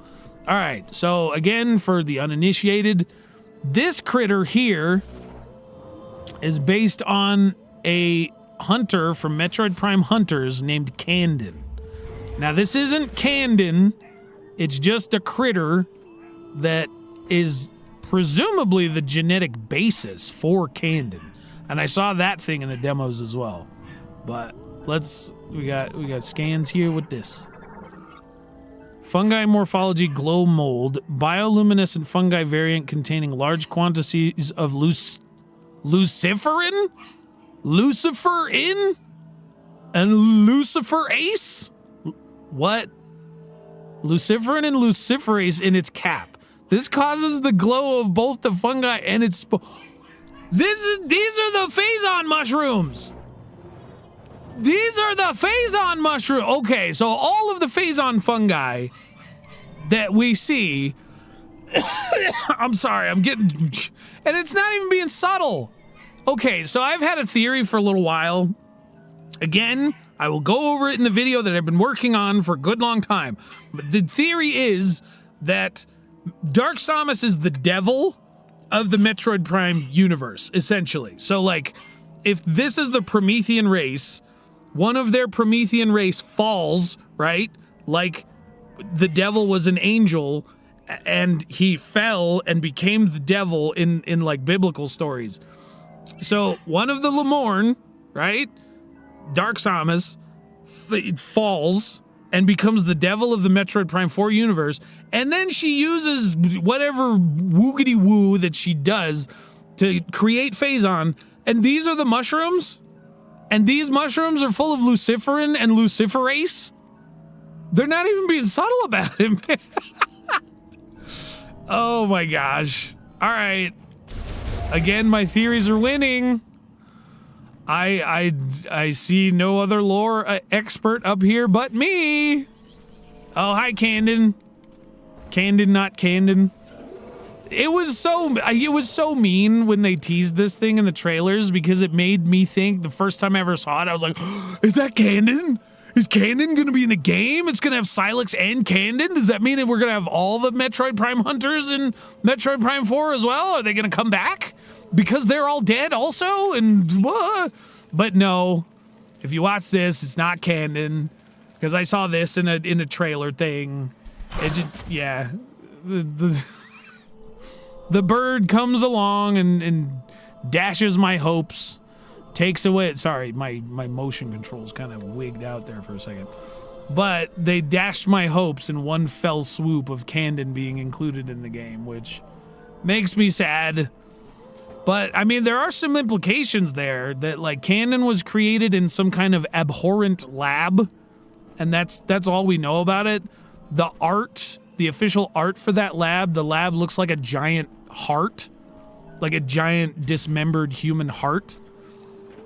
But it's like made of metal and it's like glowing with like red hot, you know, factory smokestacks and stuff like that. But Candon was created in some abhorrent lab. What if Candon was created by Dark Samus, right? What if Candon was created by a Lemorn that was evil and decided to do bad things instead of good things? What is this? Beetle variant nest composed of hardened mud and clay. The nest is fragile enough that a single powerful blow would shatter it. These are the same beetles, right? We saw them withdraw. Hold on. I'm gonna go back out. I'm gonna see if I can catch a good look at where those things open up their shells. Yeah, so they got like little blue eyes, right? Yeah, it's in the front. It's like the same spot that you pull open from Metroid Prime 3. These beetles look exactly like the final boss of Metroid Prime 3. Sorry, I gotta destroy your nest, guys. And these are indestructible. Probably why they're a good candidate. Impervious to psychic energy, apparently. Me shooting them does nothing. So probably why they were a good candidate for genetic experimentation to turn them into giant phazon. What is this? Wall formed of insect webbing. It's extremely elastic and durable. Cannot be cleared with standard firearms. Highly flammable. And uses high heat weaponry. Okay. So we're gonna need to come back here, right? Because what's in there? Can I see it? It's an energy tank in there. Okay. They changed the sound too. It's like a low hum. It's like a waka waka waka waka waka kind of sound. Okay, just set a marker here. Yeah. Nope. Set a marker. Hey, there we go. Got another power up here.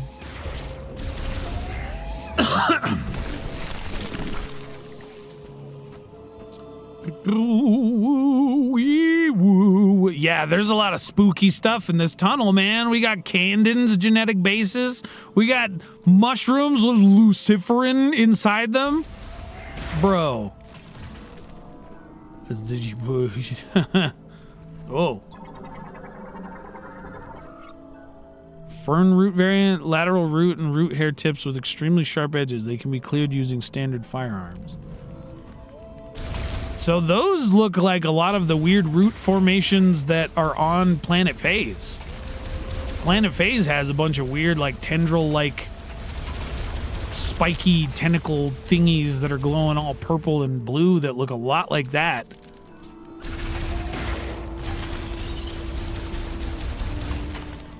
Oh, it died, like, right in front of me. Wait, so that thing grabbed it and then impaled it on a stick? Why? So that wasn't some natural predator? That was, like, some bird thing that grabbed it and was like, hey, I'm gonna just stick you on a stick, boy. I don't need to eat you. You taste disgusting. But murder? Sure, why not? Isopod corpse, all life signs have ceased. Oh, look how they massacred my Candon boy. Oh, goodness. Yeah, these roots look like the weird spiky tentacles from Metroid Prime 3. Ow, don't touch the spikes. Don't touch the spikes, Samus. Anything else? Nope. Nope, looks like we good. Okay.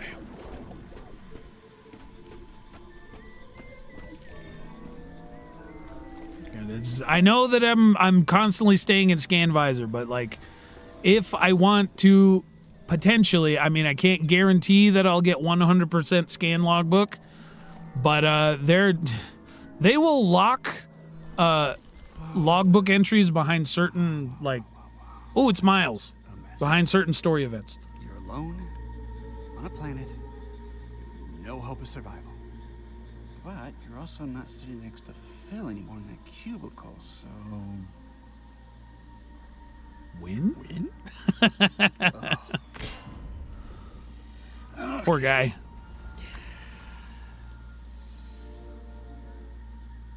What? What now? It makes me wonder what he's had to live through up to this point. Samus Aran? Hey! Hey, Samus Aran! Oh, stop! Help me out! Oh. Please get me down. A bunch of people just saw that one little, like, monologue, and they were just like, 0 out of 10, the game's dead on arrival, everything is terrible in the universe, and nothing will ever... Is this the start of a playthrough or a replay? This is the start of a playthrough. I'm a hobbyist. I have a busy schedule, and I can It's good to see you here, though, Digital Classic Explorer. I've been talking with you a little bit in my comments section on some of my videos, so appreciate it. Appreciate you stopping by. Galactic Federation Technician. Individual who performs maintenance tasks on electrical equipment, also includes maintenance of computer-equipped airframes. Yeah, so, like, anyway, as I was saying, the Metroid fan base collectively just, like, lost its mind over this guy. I think it's not justified. He's just the opening tutorial guy. That did not sound friendly.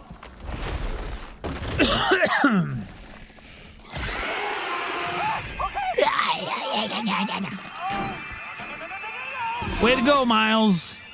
Hey, that's like the pistol that Zero Suit Samus has in Smash.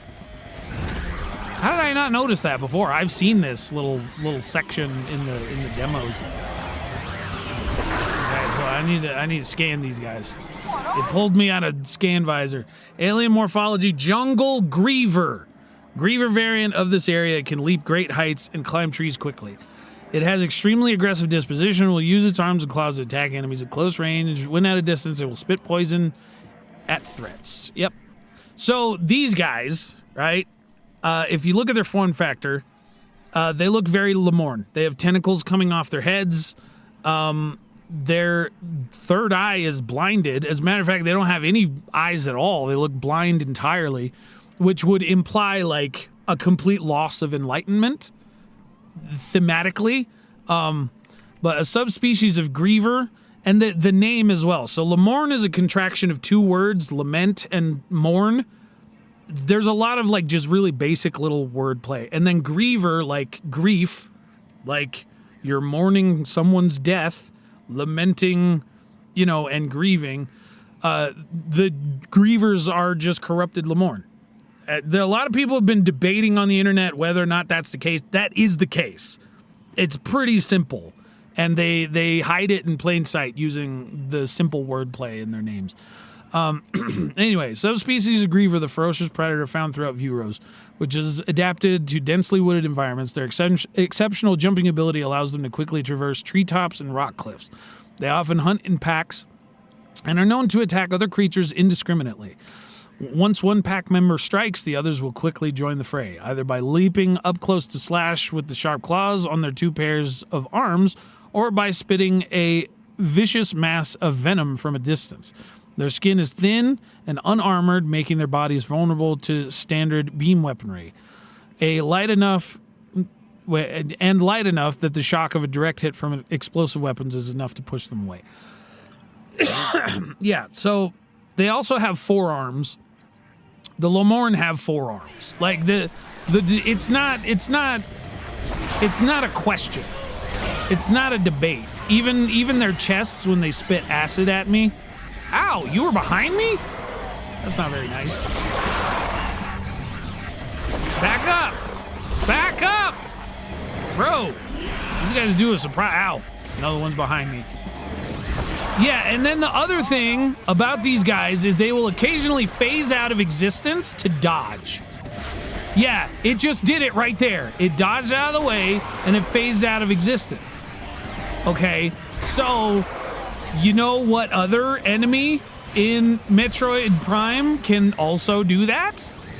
The phase Metroids from Planet Phase. So I don't know if you were hearing me earlier, Digital Classic Explorer. The Planet Viewros is just Planet Virus. Again, more wordplay. The only other Planet Virus we've ever seen is Planet Phase from Metroid Prime 3. Great job. So Help me down? these guys phasing in and out of existence, dodging your attacks, just like the phase Metroids. Those things are the Grievers. They're like the same color as like the Metroids that possess various creatures in this game to control their minds, right? So they're infected with some kind of Metroid-based something or other, and they're all that's physically left of the Lemorn because the Lemorn are extinct, presumably. Okay. I am curious though as to whether we'll meet a Lemorn, though. I'm not entirely sure. I'm a specialist, Miles McKenzie, engineer level 4. Yes. Hold on, I gotta manually override this. Yeah, so Miles is fine. I know a lot of people were worried he was going to ruin the game, but I was saying earlier that they treated it like it was microtransactions and in-game pop-up ads. Like, that's how they acted when Miles showed up. He's slightly obnoxious, I will concede, but he's not so game-breaking that, like, oh, the Metroid franchise has lost its way and it'll never recover, you know. I give it a 6 out of 10 just because of Miles McKenzie. Like, I just feel like that's really ill-advised. Because even the small secrets that I've gone over just in the first, like, what, hour I've been streaming, I'm finding crazy stuff all over the place. There's so many secrets. Viewros' planet phase and all of the little endemic life throughout the planet is, whoa, hold up. Gotta recalibrate for a second, my motion controls, because I was like flailing my arms around. It's okay with you. I'm gonna tag along. Yeah, just for a little bit. It's fine. So, where to? You know, it might be a good idea to check the map and get our bearings. No, I think I got it, Miles. I can see the map up there. I can see that there's a door. Okay, that's high enough so I don't need like double jump to get up here. What is that? Artificial fusion of flora and fauna made using Lemorn biotech. Extremely fast cellular metabolism allows full regeneration even if reduced to pulp. Please shoot that thing. It won't stop moving. It's just one of the power-up receptacles. Although I do like the lore justification that it was like put here, press R to launch a missile. It was put here to provide the chosen one with ammunition. That's an interesting bit of foresight. Oh yeah, I can psychically see the future, and we must leave random biomechanical pods that drop missiles for the chosen one. It's kind of funny when you say it out loud. Ah! It's fine, Miles. I'm pretty sure I fought things like this in Torvus Bog and Metroid Prime 2. It's fine. Wah, wah! Oh, hi. Yeah, you handle that. I'll scan this. Spherical growths that the Onanult palm's root stalks use to store nutrients. The outer skin is very durable, but it can be broken by a concussive blast. Okay, so that's like those giant seed kernels that they extract palm oil from in the real world. Wow. Cool. That was quite a scream from Samus there. Yeah, that's like a palm kernel that you get palm oil from in real life. There we go. Binga binga bong, binga binga bing, binga binga bong. Yeah, and then I scanned these guys earlier. These are just the Chica from Metroid Prime 2. Is a giant moth boss of doom that you have to kill in, was it Torvus Bog? I think it was in Torvus Bog. I'm pretty sure the Chica was the boss in Torvus Bog. And then you have those weird, like, whip bulbs that are also, like, some of the enemies from Torvus Bog as well. Yeah, I already used it earlier, Miles, but sure, fine. Well, we'll save. We'll be good little Federation Boy Scouts and save. Boy Scouts and Girl Scouts. This technology, it's not as old as the rest of these ruins. What do you think it's doing? Not as old as the rest of these. That seems relevant. Not as old as the rest of these ruins. It does look different. So even some relevance in the save station. It's probably because Chatoyan Valoon, the Lemorn priest that was talking to us through the hologram, left it relatively recently. Is everything in this jungle trying to kill us? Yeah, it is, Miles. This used to be not used to be. This is planet phase, presumably from the very distant past. Missiles are effective against a creature with a hard shell, you know. Although in the demos, it might not even be from the distant past, because in the demos, Miles reveals like a little story detail. Galactic Fit. He even moves all like pigeon-toed. I'm sorry. That's very close attention to detail. Primarily responsible for golem maintenance at the UTO Research Center, skilled in operating, repairing, and modifying computers and machinery. Miles McKenzie is an engineer with the Galactic Federation. His duties include the maintenance and repair of several vehicle types and programming software used for weapons development. He's known to be extremely talkative, even while alone. Although his restless energy and curiosity make him prone to danger, his excessive caution is enough to keep him from harm. He has a strong moral compass and work ethic, making him a reliable problem solver no matter the situation.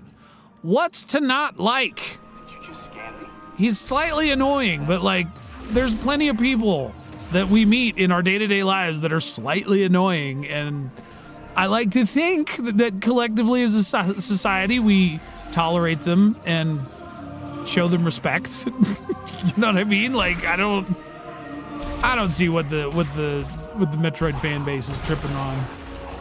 I really don't.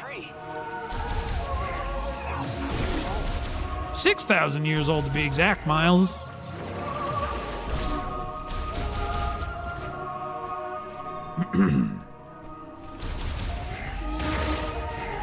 Also, I've been saying that Miles is just Otacon from the Metal Gear Solid series.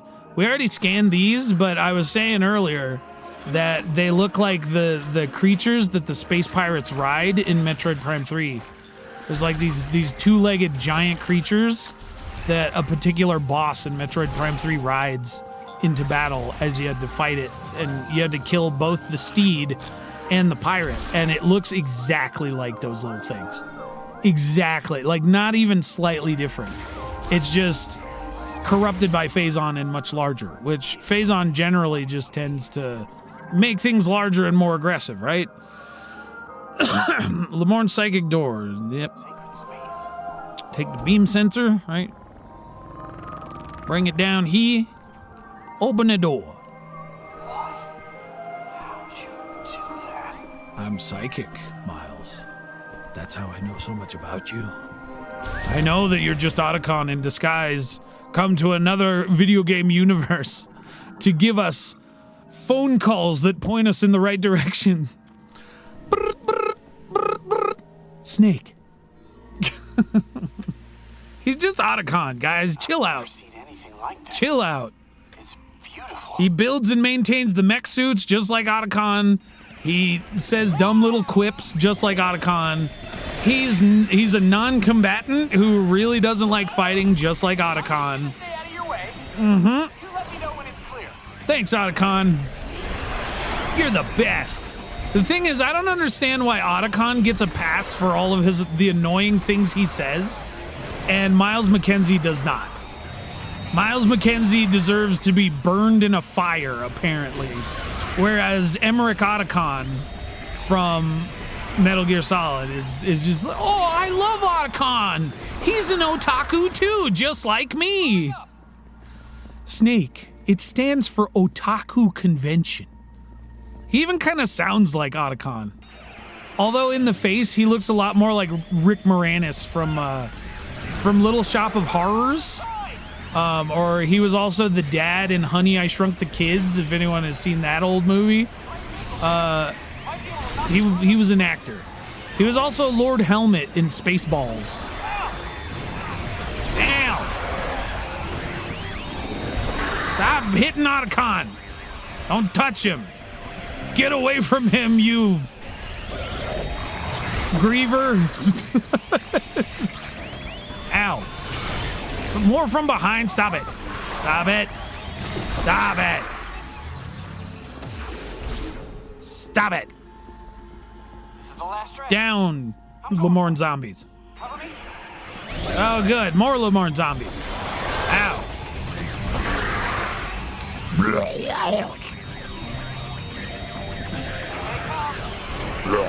Hey, I don't like you crawling right over the bridge and thwacking me like that. Don't do it. He's also self-healing as well? Well, if he's self-healing, what's the problem? Everyone's like, oh, this stupid escort mission across the bridge. It's so nauseating. It's not that bad. These enemies aren't even that hard. Like, I don't understand. What's your problem, guys? It's to give you something to do while you cross a very long bridge. Can you imagine what this section would be like if you were alone and no Lemorne zombies came after you at all? I'm good. I'm okay. Did you get your ankles broke down there, Miles? Glad to hear you're good. Let's move on.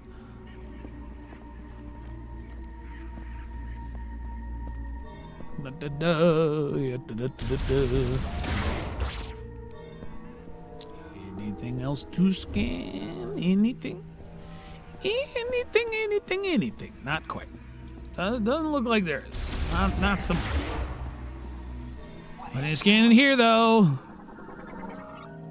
Ancient Lemorne object with a plant motif. It has a socket for 2 motes. Yeah, so this thing is based on lotus flowers, and if you watch my Samus is dead video, because again, the big prevailing theory is that Samus is dead during this entire game. That's my prevailing theory anyway. I haven't really seen anyone else make that claim. But she is dead, and this is some kind of weird purgatory afterlife sort of situation. It's because lotus flowers are also a symbol of rebirth in Buddhism. And then this also has, it's a lotus flower and it's got the yoni symbology as well. So yeah, got the lotus flower, got the yoni, which means womb or source in Sanskrit, which is an ancient language from India / the Fertile Crescent, if I remember correctly. Don't quote me on that. I'm not a historian, but I do like art history, and that's how I know about the yoni stuff and the lotus flower stuff. All right, so psychic sensor receives psychic energy and conducts it into the linked appendage. Okay, so one goes here. Yes. I have no idea what we're doing, but it feels like it's working. Can he not see the motes? He must not be able to see the psychic motes. What is this? Carved from blue tinge sublant. An explosive shock will shatter this material. Okay. Yeah, it's like a jade sculpture. Those shaders look really nice, man. Psychic box. What? Psychic box? Okay. I'm not gonna make any further comment on that being named Psychic box. The devs are just memeing at that point. Good gravy. Oh boy, the channel's supposed to be PG. I'm gonna shut my mouth. I'm gonna shut my mouth right now. I'm gonna shut my mouth. Anyways, moving on. Large Lemorne psychic lock. A lock system that does not use motes to receive psychic energy from a linked sensor. Yep.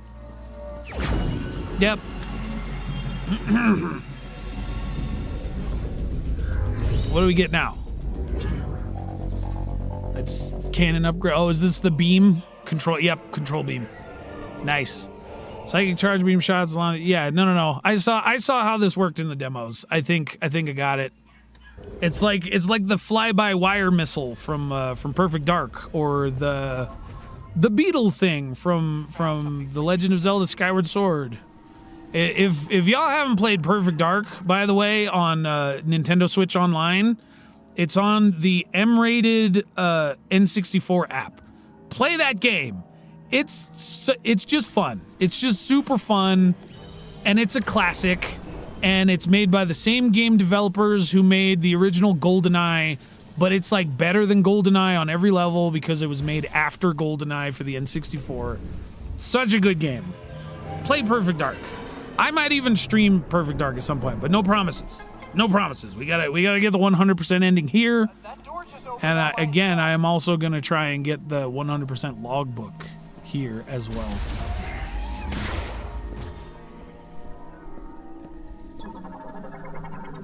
Oh, we got like holy water. Yep, sacred fountain. I called it Umazone. The water is sourced from underground ruins, which allows its temperature to remain consistent throughout the year. Ooh. Ooh. We have a nice water coolant system as well. Maybe they use it for their PCs. Also. Do they cool? Do the Lemorne cool their gaming PCs with holy water? Oh goodness! No way! A Mark 99 mech? Yes. I'd recognize that frame anywhere. Mark 99 mech. This is Samus Aran, bounty hunter. You know her. She's famous. Good to meet you, Mark 99 Mech. Familiar. Betsy? What are you Betsy. doing here? I worked on her back at base. He even names them. I'll take a few scans. Didn't Otacon name the Metal Gears as well? Didn't he have pet names for his Metal Gears? Poor baby. She's torn apart.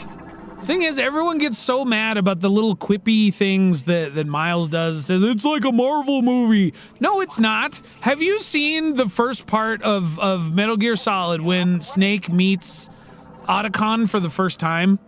He finds him in a locker, like he's a nerd locked in a locker. You know what I mean? And the first thing he says to Snake, as he pops out of the locker, he's all scared. He's like, "Oh," but he's like, "Are you an otaku too?" Like, you think that Miles's quips are bad? You need to meet my friend Hal Emmerich Otacon from Metal Gear Solid. He will make you cringe way harder than Miles ever would, and everyone in the Metal Gear Solid fandom loves Otacon. Can we do the same for Miles? Can we get some Miles love in the chat? Am I the only human being on Earth that seems to think that Miles is fine? This planet's tech is a marvel. Of course it is. You're meeting your maker, Miles, literally. Bomb slot activates linked devices with concussive blast is detected within currently offline. Although, one thing that I'm really scared of with this being like a purgatory state is that, like, Coding the language will take weeks without a the translation. NPCs that they've introduced, like Miles, are already dead. And, like, I'm just gonna push buttons and see what happens. they're gonna have to, like, come to terms with that. And instead of following Samus back to Earth as she's reborn, like, they're gonna have to, like, But I don't know, do not what to do next. they're just gonna have to, like, fade from existence, or I don't know, go to heaven or something. Like, I don't know. Like, it kind of scares me. Hey, Miles, you might be dead, and it might be permanent. I'm sorry to let you know this right now, but yeah, buddy. Don't be surprised if you never go back home and never get to read your manga or watch your favorite anime ever again. Just saying. Give it a try, Samus. I don't know. In a way, I hope I'm wrong. Like, I hope I'm wrong, but, like, Wait. I don't know. Can interface If with they're gonna my make tech. me care about these NPCs, then also some of the NPCs in the previews were like, "Oh, I can't wait to get back and see my family." Like, Once I get this they. working, So everyone was like, "Oh, they're gonna die." No. I'll do you one further. They might already be dead. Just like Samus is, because that antimatter this purple plasma blast, you don't survive that. Samus is dead. We're in purgatory.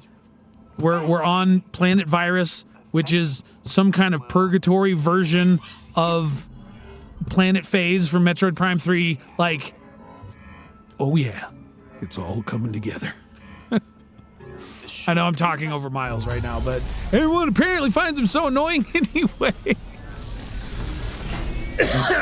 No one hates Metroid more than Metroid fans. All right, look at that. We got power. Well, Good job. one door is still locked. The other one is malfunctioning. Hey, but it's progress. Silver linings, am I right? All this is going to take a while to figure out, so I'm going to stay here if you want to scout ahead. It's about to get real nerdy in here. I'm sorry. Maybe I just identify with Miles because I'm a nerd and I'm here like nerding out over Metroid Prime lore on, you know, with like autistic levels of obsession. Both me and Miles have ADHD, as is implied by his logbook entry, and I don't know. Maybe I just feel like some kind of kindred spirit with Miles. I don't think he's nearly as bad as everyone. Yeah, bomb slot. Okay, I don't think we have morph ball bombs yet. Yeah, we lost those when we died. We lost all our equipment this time because we're dead.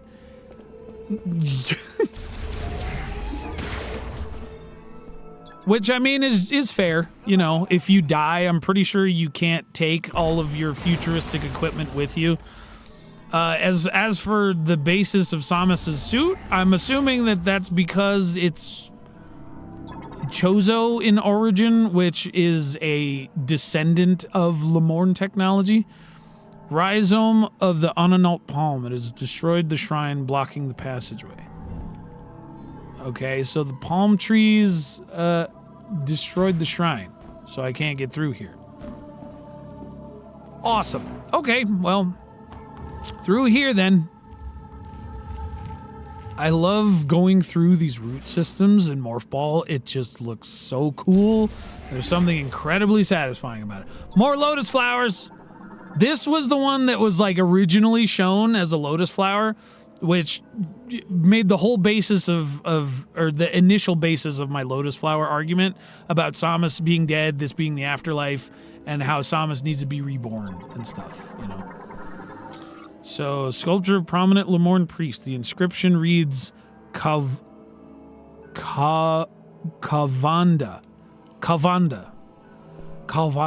All right, cool. What about this one? This one's yellow, so is this... Oh, it's the cutscene from the demo. Yep.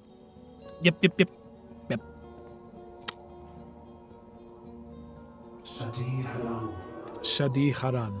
Ila, Dinji Te, Asna, Dinji Galan.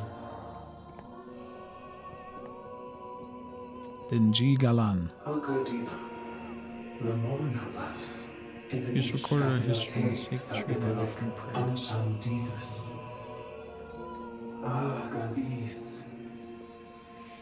Oh man.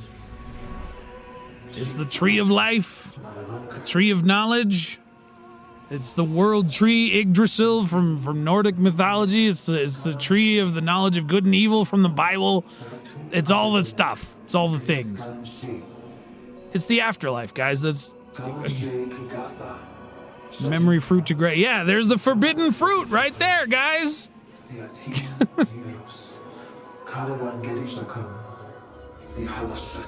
Green crystals upon the altar of legacy.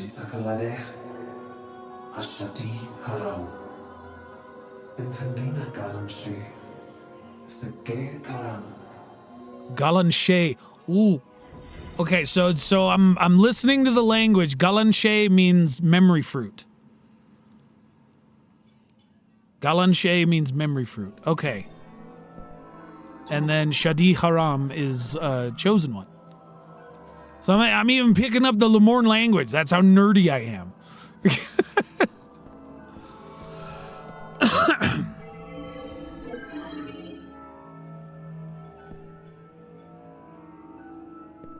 Let's see, you did not have any green crystals. All right, well, I guess we're coming back to that. What we doing here? What we got? Pressure platform for releasing system psychic lock. Additional weight will cause it to sink further and reveal targeting objects. Okay. So this is control beam set. Hemispherical metal lid that can open and close psychic energy detect. Yeah. Yeah. This is the ooh. Oh, that's just another one of those palm fruits. Okay, yeah, so these are like the palms. Their root systems reclaiming nature. Oh, and the other thing here, like these lotus flowers, these types of lotus flowers exist on Planet Phase. They do. You mark my words on that. We're on planet phase. Whoa, what is this? No, stop grabbing that. What is this? I thought this was going to be a save room or something. Psychic recording data playback device emits images and text recording within a moat. These signals can be interpreted only by those who have psychic abilities. Okay. What are we looking at here? Stone sculpture of a common Lemorn priest. The storage at its feet holds motes for making psychic recordings. Interesting. More lotus flowers. But they're like in full bloom, though. They're not. Okay. Something tells me we're going to have to come back here. Oh, whoa. Look at that shader. That looks so cool. That looks like Mother of Pearl. Oh, that's such a cool shader. I'm sorry, I'm nerding out on the game design here. So it's like simultaneously psychic eyeball and yoni symbol. All you have to do is rotate it 90 degrees. All right, let's see here. Oh.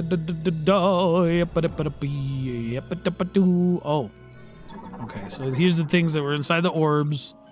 One of the switches, triple target, psychic lock, installed on the gate, responds to psychic energy. However, the lock cannot be disabled unless all three targets are... Yeah. Okay, so... Psychic beam. Those things look like... Okay, so there are crates and boxes in The Legend of Zelda Ocarina of Time that look like these symbols that I'm flying my little psychic beam through.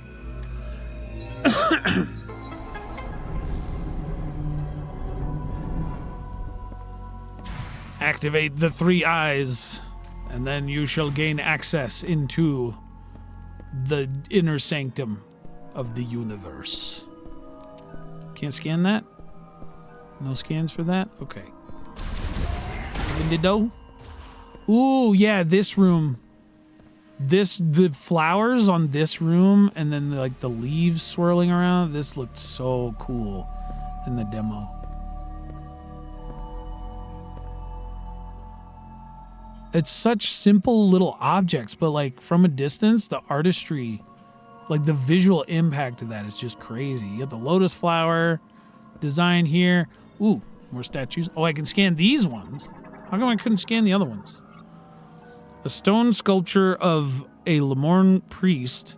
It bears an inscription that transliterates into Lakash and includes a description of the individual. Okay. So Lakash, a sculptor who loved solving mathematical equations. He discovered several equations that could be formed into psychic objects, leading to the design of a unique sealing mechanism, as well as its keys. Okay. So we got a mathematician priest.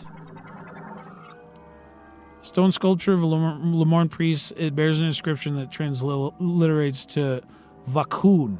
So we got Lakash Vakun. All right, what's your thing? Inventor of the moat-operated psychic lock. In accordance with the prophecy of the Chosen One, he built the shrines now hidden throughout Soul Valley, filling each with its moat-related device. Okay, so Soul Valley is the big desert that we saw at the very, very beginning as we were looking out onto it. So... Stone sculpture of a Lemorn priest that bears an inscription that transliterates into Thessar. I'm going to say Thessar. And includes a description of the individual. Thessar, the first priest who communed with the sacred tree and founded the Temple of Memory. He is said to have been gifted at conveying thoughts without the need to speak and at understanding others without the need to hear them. So he was the first one that had psychic abilities, huh? He was a telepath. Interesting. A stone sculpture of a Lemorn priest. It bears an inscription that transliterates to Shay and includes a description of the individual. So Shay Galan was memory fruit. Okay, so this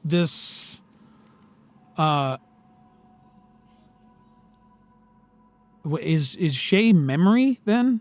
Shay Galan. I don't know. So Shay is either fruit or memory. It's one of those two in the Lemorn language. Okay, the only female member of the Lemorn priesthood and the first to understand the structure of space and time. Her insight led to the method of moving across space-time and in turn the invention of the teleporter. Oh, there she is, guys. There she is. Oh, everybody was saying Dark Samus is not in the game. Everyone was telling me, oh, you're stupid. You don't know what you're talking about. She's not. She's right here. This is a statue of Dark Samus. She's the only female member of the Lemorn priesthood, okay? And she understands the structure of space and time. She sent herself back in time. Oh my gosh. And she's probably using Silex to do it. Oh my gosh. So, okay, I'm gonna break this down for you real quick. I'm gonna say it before all the spoilers. All right. This is my theory. Dark Samus possesses Silex. Silex comes to Viewros, which is planet phase from the past, right? And he's going to somehow create some kind of chain of events that will allow Shay, the Lemorn priestess who becomes Dark Samus, to be able to send herself back in time inside of a Leviathan seed, and she's going to crash that Leviathan seed into the surface of Talon 4, triggering the events of the first Metroid Prime game. There it is. There it is. I don't know if you heard it here first. I don't know if anyone else. I don't go on like the Reddits and the forums and the Discord communities very often. But this this is huge. Okay, Dark Samus is in Metroid Prime 4, confirmed. This is a statue of her right here. This is the Lemorn that turned into Dark Samus. I guarantee it. Because the whole gimmick of this game is space and time, right? The entire premise of the game involves space and time, and she cracked the code on space and time. I'm calling, oh, and it's right before the boss. Okay. All right. Okay. Oh my gosh. I'm sorry. I feel so validated here because I've had that theory since like before playing this, before starting it up. Oh, my theories are correct.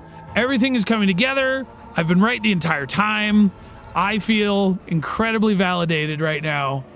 Vindicated in all my reasoning and all my theorizing and all this stuff. Yeah, let me see the logbook entry, because the logbook seems to have more information and it's different, so I don't want to bore people by reading the same stuff twice. Excuse me. Okay. The Carvex, a giant carnivorous plant that possesses self-awareness and cognitive thought.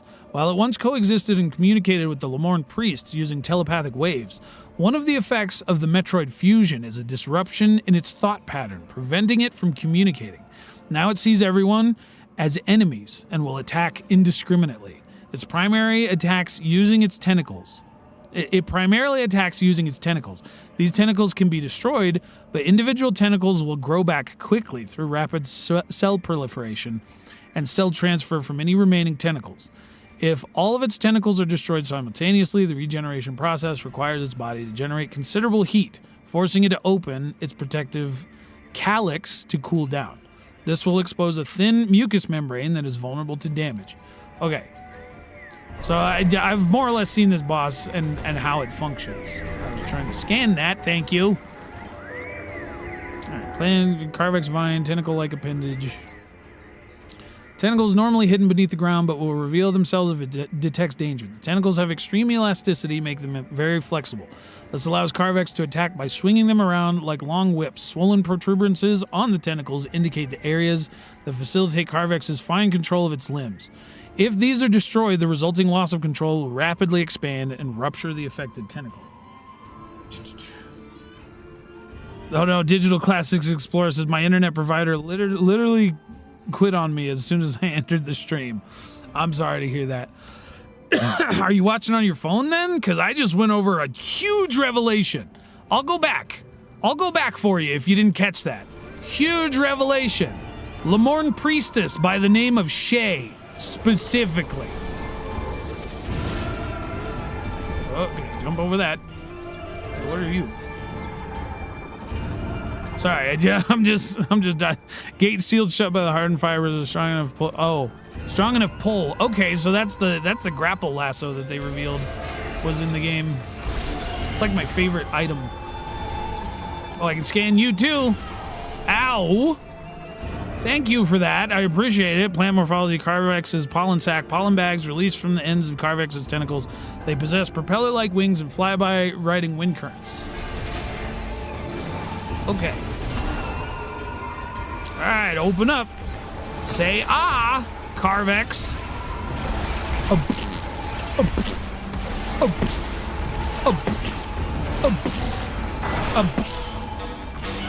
Ow. I'm low on missiles.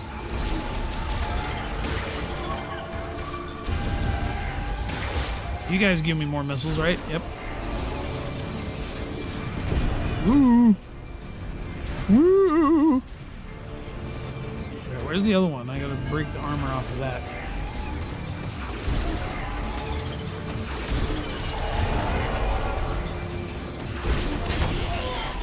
Oh!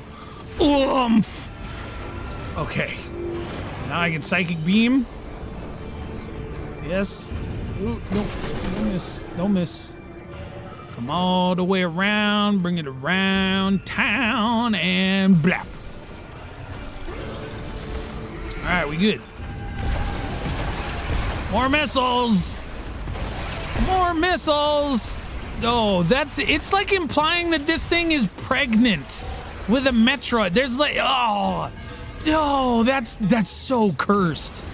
Oh, it's so cursed. It's like it's pregnant with a nasty Metroid that's turning it evil. Oh, that. And then just before we see the statue of Dark Samus herself. Holy crap, dude. I'm right. I'm right. I'm not crazy. You're crazy. Dark Samus isn't in the game, they said. Y'all just don't see what I see. You're not wearing a thick enough tinfoil hat. Dark Samus's psychic brainwaves are controlling your minds to make you think she's not in this game. Hey, can we stop? Stop it. All right, I have plenty of missiles. Thank you. Don't need more missiles. Ow! Stop it! You already did that once.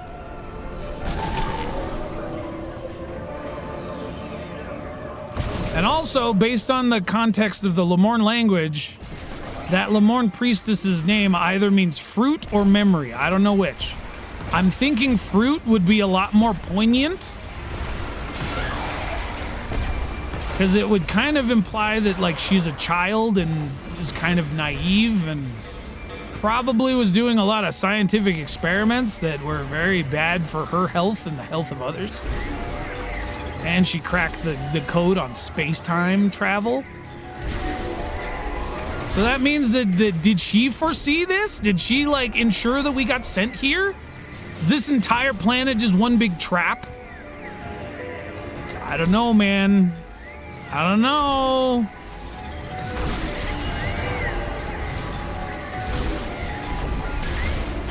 Ow, ow. Ow, ow, ow. Stop it. Stop. Can we stop? Oh, just had to give me a nice little tap there, didn't you? Oh, you can lock on while you're oh. No, that's not what I want. I want to shoot this off. Ow. Okay, I've almost lost my first health bar. The boss is almost dead, though, so. No, I didn't want to do that. Oh no, that means it's gonna regenerate. Yep.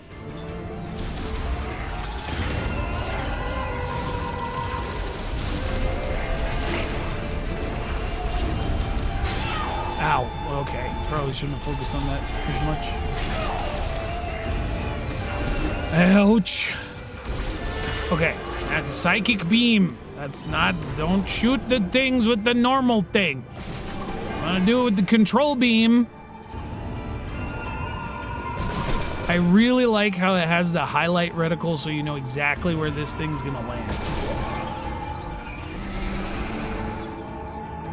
Yeah, it's like, it's got, it's like a giant, it's a giant monster that's pregnant with a Metroid. Horrifying, bro. Oh. And then we killed the Metroid, right? That's really sad. That's really sad, especially because it was like a psychic plant being. Dang, man.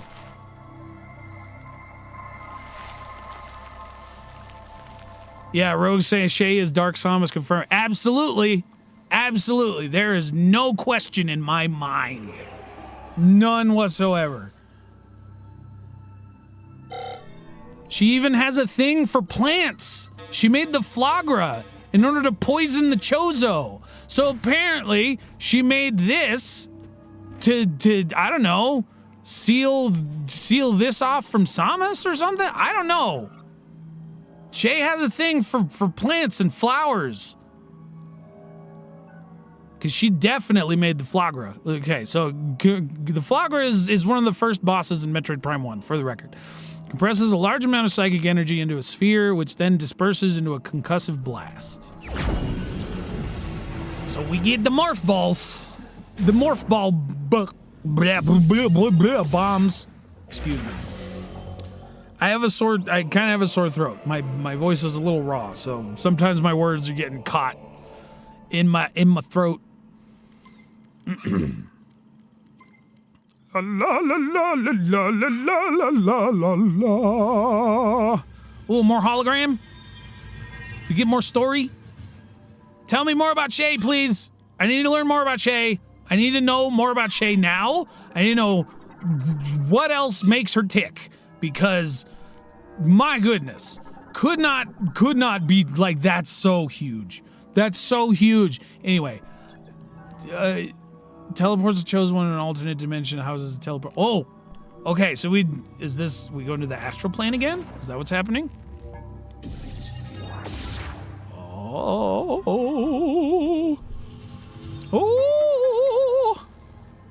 Yep. It's shaped like a lotus flower, everybody. We're going on an astral plane. We're going on a spirit journey. And the lotus flower is going to transport us there.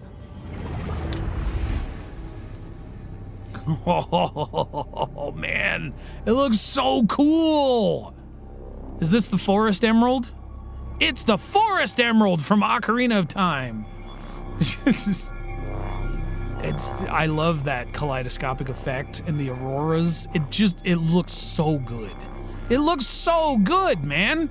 Even the light blooms and the god rays coming off of that gem. It's just crazy.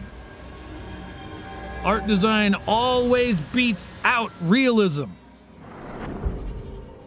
Do the art, AAA games industry. Don't cut corners. Pay your artists. And stop relying on AI to generate all of your ideas. Master Teleporter Key. One of the keys required to activate the Master Teleporter in Chrono Tower. A total of 5 keys must be collected. Open the menu with minus, check the inventory for more information. Okie dokie. Oh my gosh. Hold, stop. Sorry, I had to recalibrate. Booyah! Long-range comms are back online. Snake. Booyah! Long-range comms are back online. Meet me in base camp? Meet you in base camp. Oh, something you want to talk about. If this is the part of the demo, or I mean, this isn't a demo, but if this is the part that they showed in the demo, there's going to be more connections to Planet Phase that I'm going to explain in just a second. Let me get there. We're on Planet Phase, and I'm about to give you some more evidence. to that effect. Oh, you got missiles? Oh, I'm full on missiles. I don't need missiles. Thought I might need missiles after that. Whoa, hey, whoa. Oh, the green crystals. Okay. All right, so green energy crystal. Crystalline deposits of concentrated green energy contains large amounts of teratogens. Teratogen, okay. Which can interfere with cellular growth. Oh! So we got the grievers that have that weird green energy emanating from within inside their bodies. Did they eat the crystals? Or no, they ate the fruit, because in order to get the fruit, you have to... Oh! In order to get the fruit, you have to have green energy crystals to like... So they ate the fruit. Oh, the Lemorn ate the forbidden fruit, and now they're condemned for all time. It's getting very biblical in here. Good gravy, man. Yeah, this is Shrine Hive. I gotta blow that up before it spawns more. Okay, can we... Okay. Blow up the Shrine Hives. I don't want... Man, I gotta go back and get more missiles from that thing. I guess that's why that thing exists. Thank you. Thank you for the gift of missiles. Oh, goodness.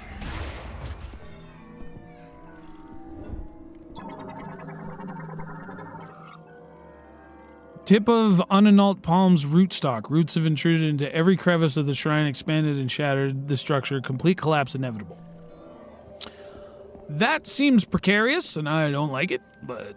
oh, hi. What are you? What are you? What are you?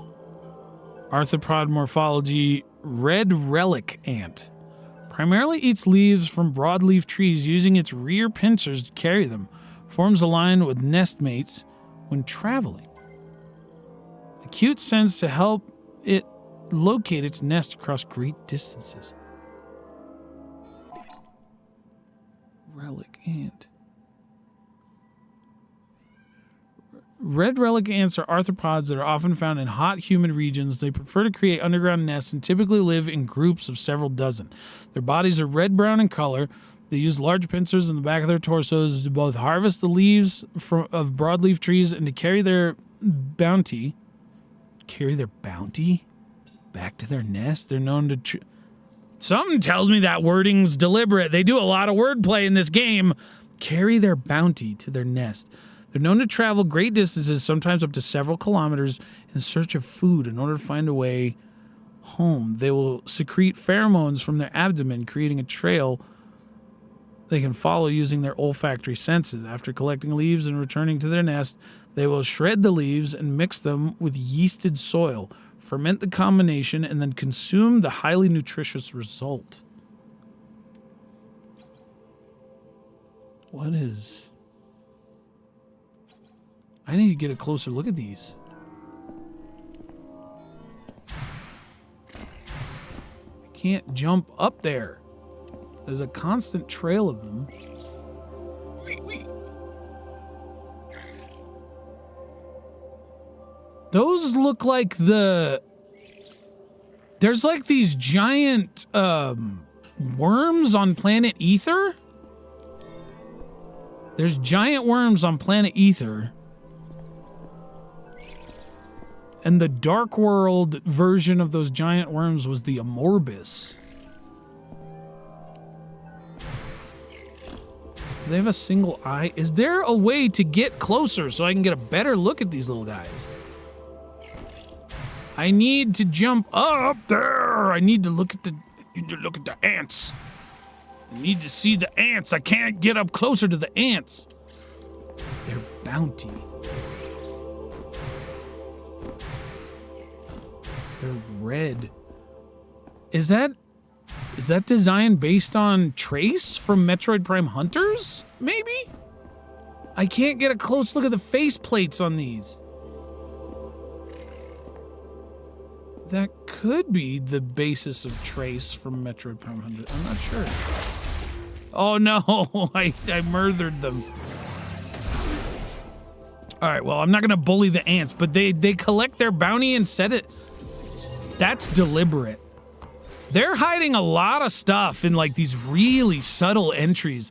I know usually I don't read the creature data out loud on stream, but I feel like they're hiding a lot of incredibly important details through all of this.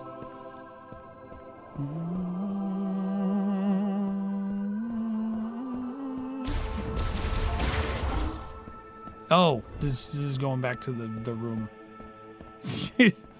Hi, Shay. Just gonna wave to you. Can't wait to murder you in Metroid Prime 1 again. Only female member of the Lamar priesthood. Oh my gosh, it's so crazy. I've already gotten 27% of the scans in the entire game? That's crazy, man. 27% of all the scans.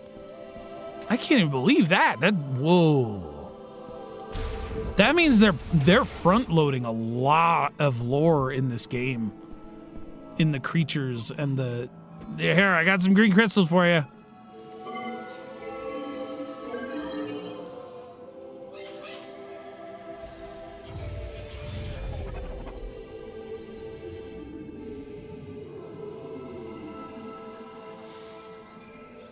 Whoa.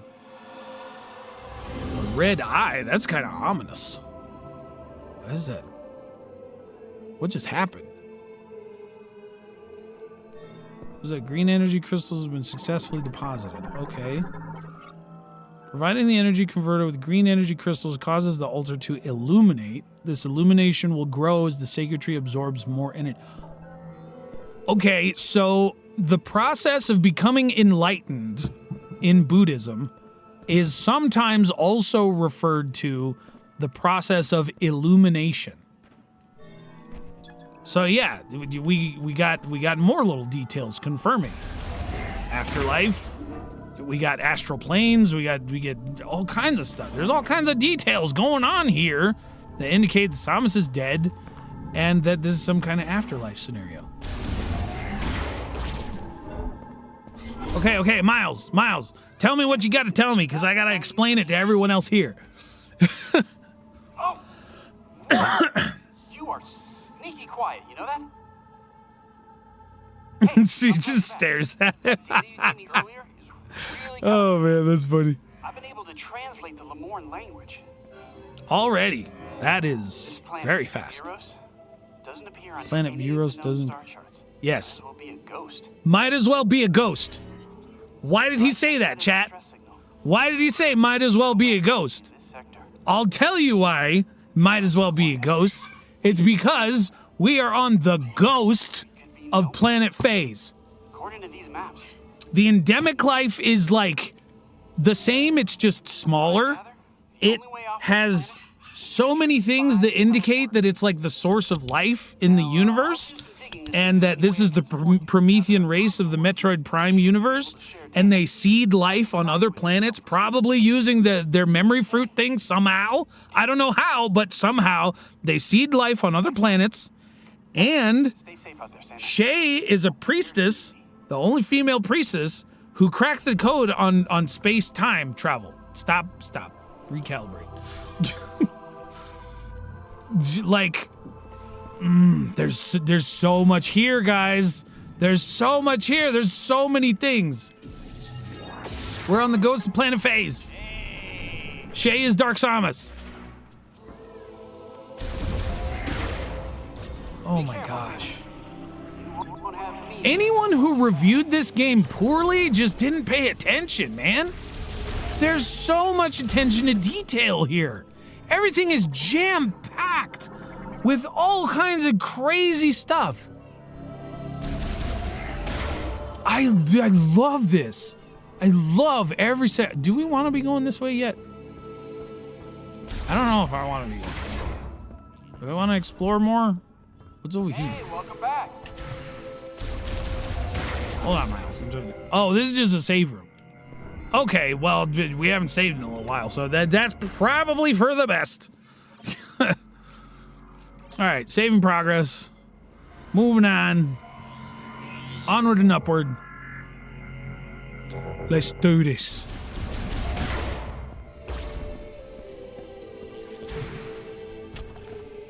What you checking out over here, Miles?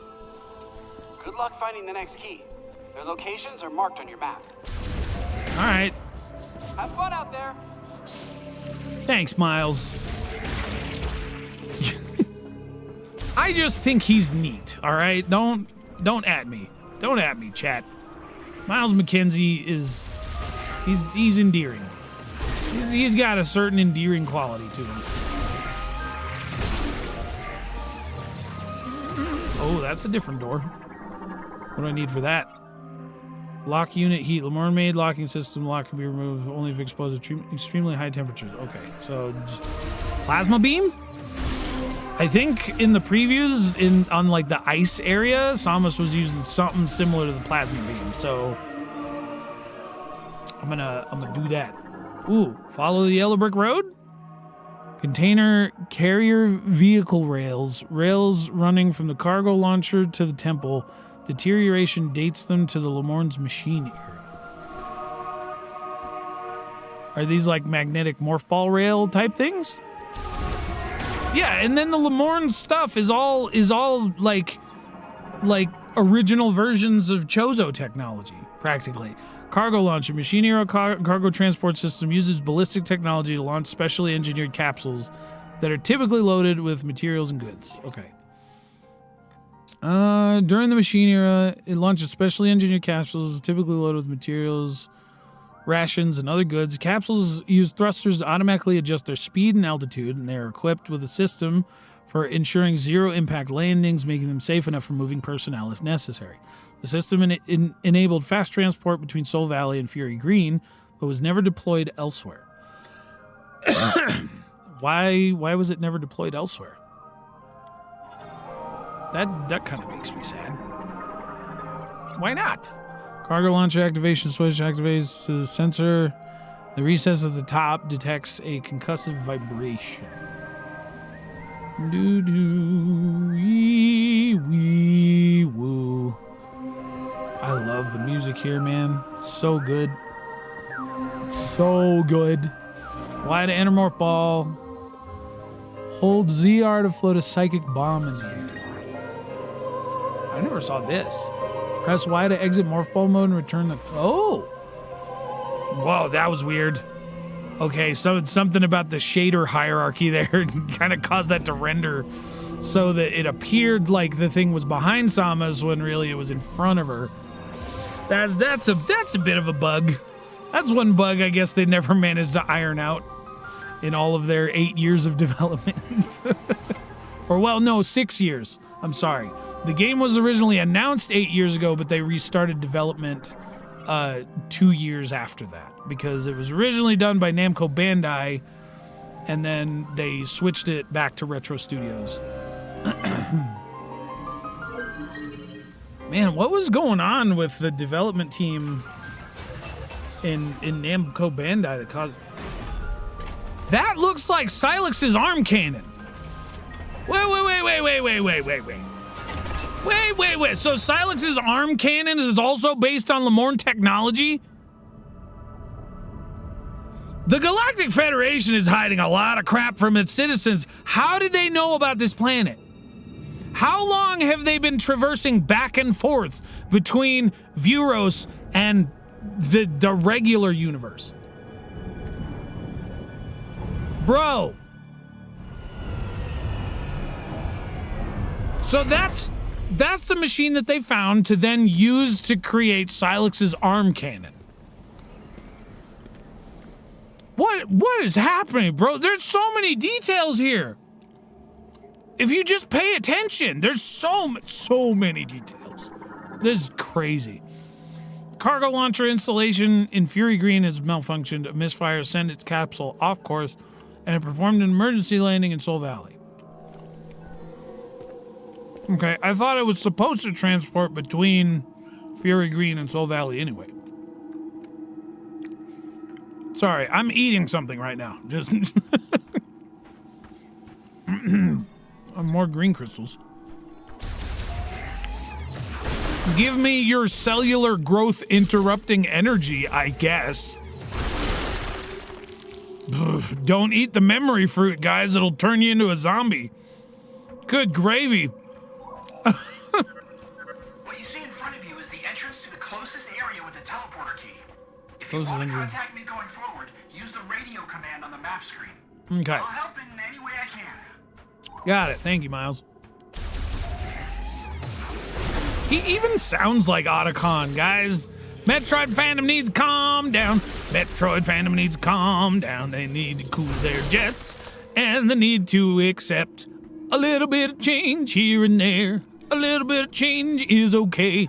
It doesn't have to be the same game every single time, just like Star Fox. Because if you guys remember, Star Fox just did the same thing over and over and over and over and just kept rebooting and rebooting and rebooting and again and again and again. They just made the same game over and over with some slight tweaks, slight differences. The biggest one that was super different was Star Fox Adventures, which is a great game, by the way. Don't at me. That's a great game. It's just not what people expected. So they decided to go full-on rage troll on the internet and badmouth it to the point that Nintendo's like, okay, I guess we'll just never make another Star Fox game ever again. Oh my God. What was that? No. I gotta... Can I play that back for myself? I feel like I need to play that back for me. Hold on.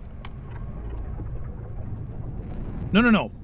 I got my stream monitor open. I'm gonna play it back for myself, and I'm gonna pause here a couple times. You're watching that? Okay, I guess I got a fight coming up.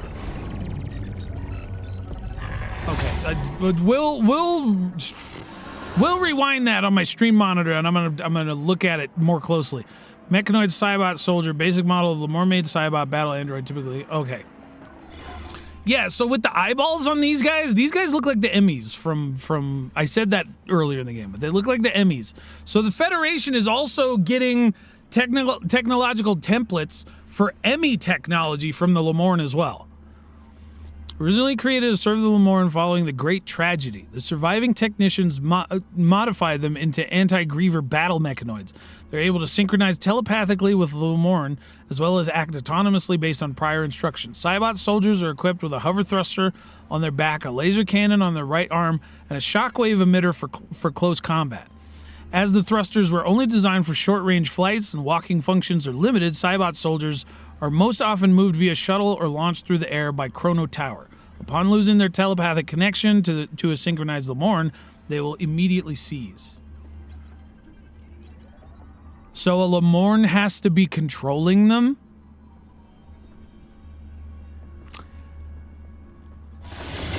So if... Ow! Where did my health go? Whoa! Guys! Oh my gosh, oh my god. Okay, don't shoot me. Those purple beams are lethal. They took a whole energy tank in like... that does like 30 damage every time I get hit. They hit me with like 90 damage at the start of the fight. Okay, these guys are bad news. Okay, so but these are being controlled by a Lemorn, presumably. So why are they attacking me, guys? Oh, more of them. Fun. Awesome. Excellent.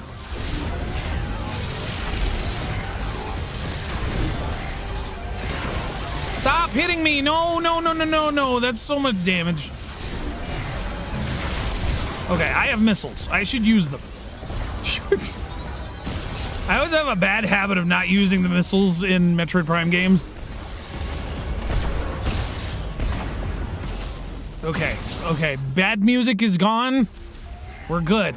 Like I was saying, there has to be a Lemorn controlling these guys, which means that not all the Lemorn are dead. If you want to get in there, we'll need to find a way to remove. Is Shay still alive somewhere? Research while you look for the teleporter Maybe. keys. Is Shay here?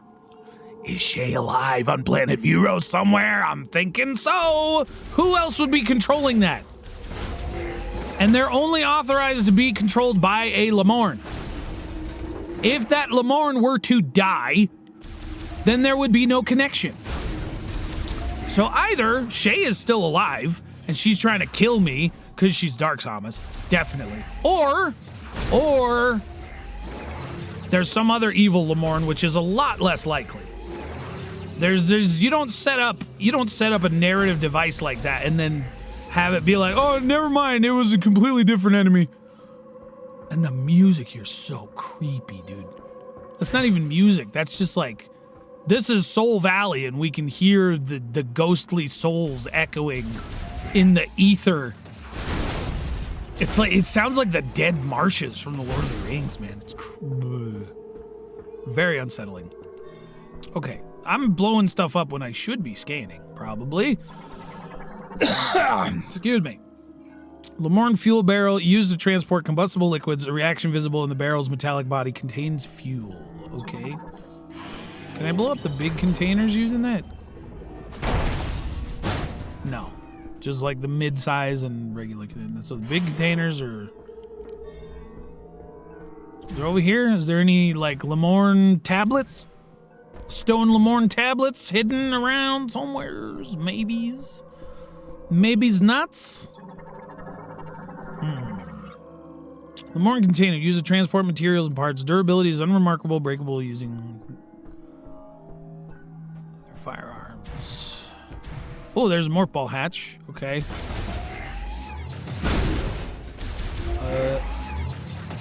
And the door's red, so I can't go back. Okay, well, yeah.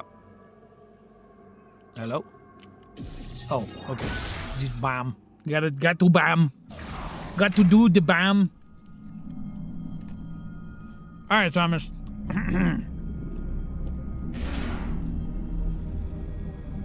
Where are we going here? What are we doing here?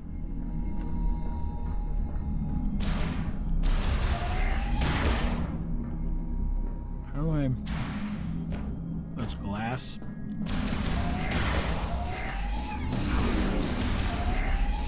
Why you no break? What's on the other side there? Oh, another fuel barrel. Okay, that doesn't help me. Delivery exit for pneumatic tube system. Okay, so that I just came from that, I'm pretty sure. Oh. Oh.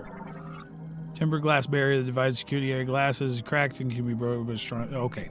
Okay, so it's just you have to hit the right window. Right? Yeah. Okay.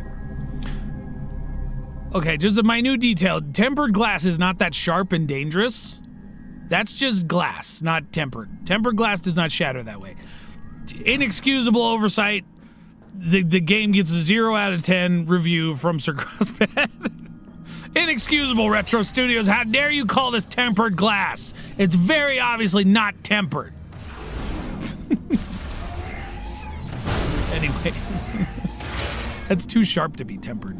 Tempered glass does not bring that. I'm just joking, by the way. This game is absolutely incredible so far. Wow. A bonk. This is appropriately creepy, I guess. Viola tunnel door. It's currently locked. Okay. Viola. Oh, so the motorbike? Maintenance tank tunnel entrance with its hatch removed. Uses both as an air vent passes for maintenance tanks to exit outside. Following task completion. Okay. Go here.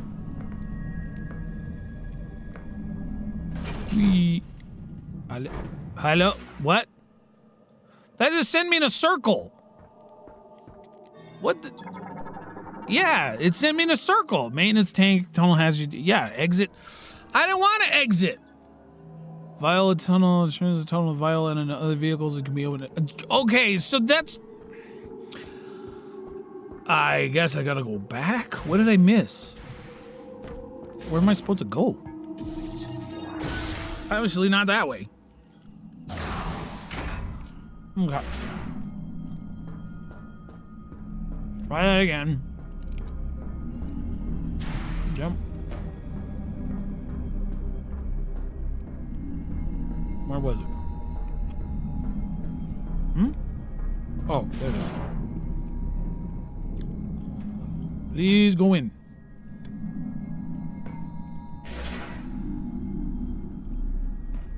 Okay, so not that way, apparently.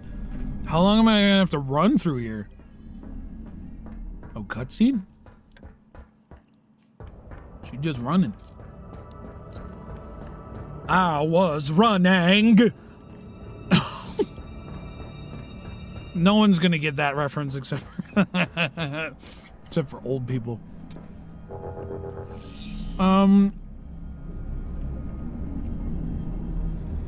My goodness, Samus, how far did you run? Where are we?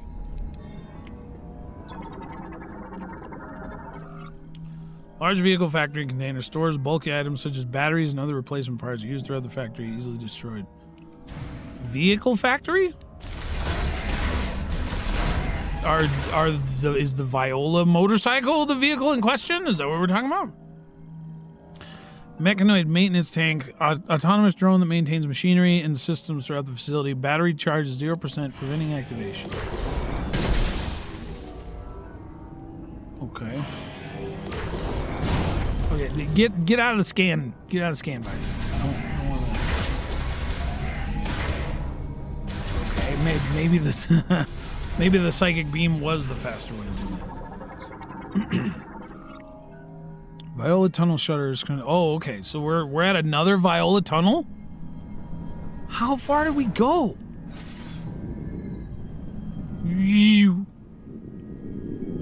I love that sound. Sounds like a glass orb rolling on stone. Whoever did the Foley on that is very good at their job. I love that sound. Oh boy, it's Volt Forge, everybody. Dang.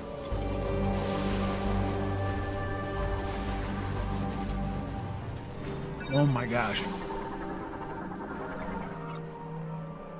Vehicle transportation container used for moving vehicles manufactured in the factory.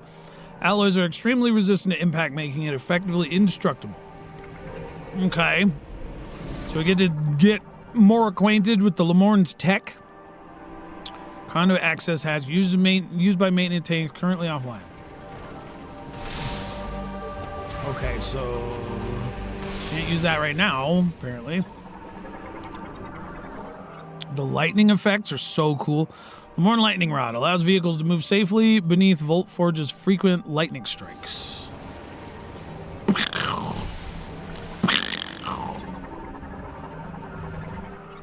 Mechanism Viola spinner uses kinetic energy from Viola to activate link devices currently offline. Okay, so we put motorcycle on here and drive it? Interesting. Yeah, this is another command. It just drops health and, well, drops nothing apparently. Oh, it's another eyeball door. Very psychic. Much wow. Okay.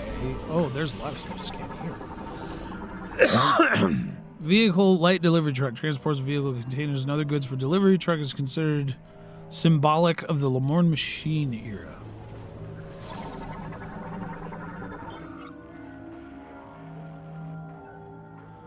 Arthropod morphology Denzard, a very resilient creature capable of living in incredibly harsh climates such as Volt Forge, can absorb electrical energy, causing parts of its body to glow. Okay. Denzards are one-eyed arthropods with thin shells and a pair of forelegs they use for dragging their body. The internal organs of the Denzard will not function without an electrical charge.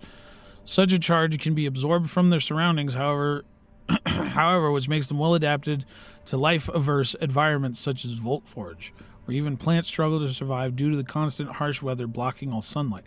Because Denzard organs circulate electricity, the cells in their eye, teeth, and tail glow.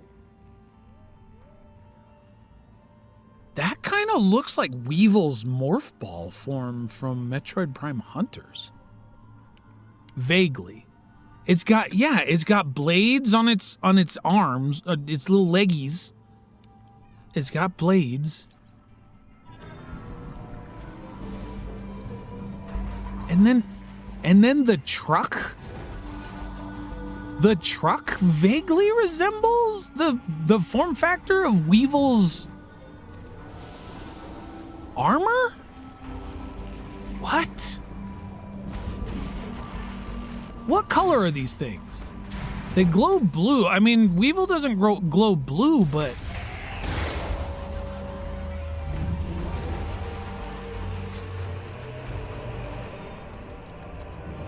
What?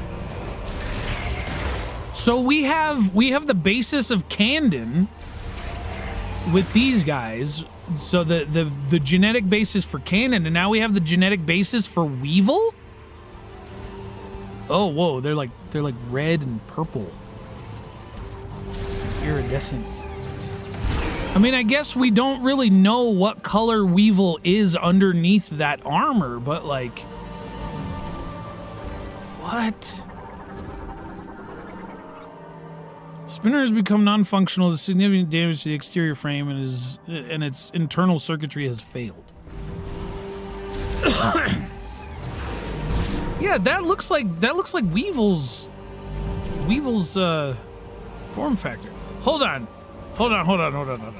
I wanted to check and play back my stream on my monitor real quick.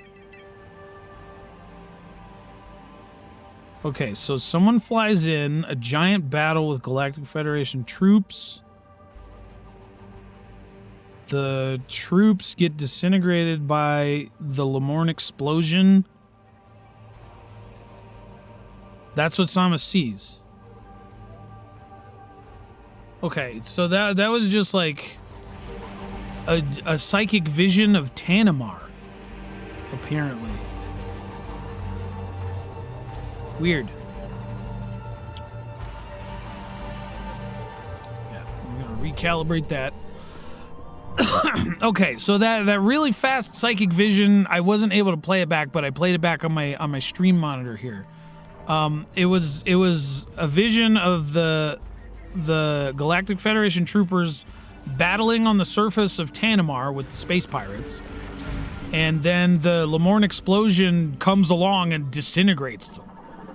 So yeah, Samus is dead because as they were disintegrating, they were like getting Thanos snapped out of existence. And this game started development around the time of Avengers Endgame, so yep, Lemorn artifact just Thanos snapped everyone within its blast radius, sent them to the afterlife. Samus is dead. Welcome to the funeral, guys. That's what this entire game is. Although, she's Samus, so of course she's going to be reborn. The chosen one is resurrected. Samus is Metroid Jesus. Oh my gosh. That's funny. Wow. All right, anyways, let's get back to it.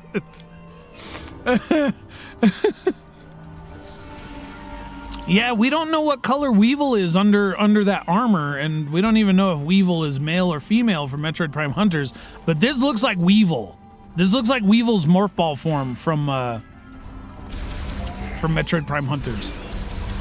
That's kind of crazy.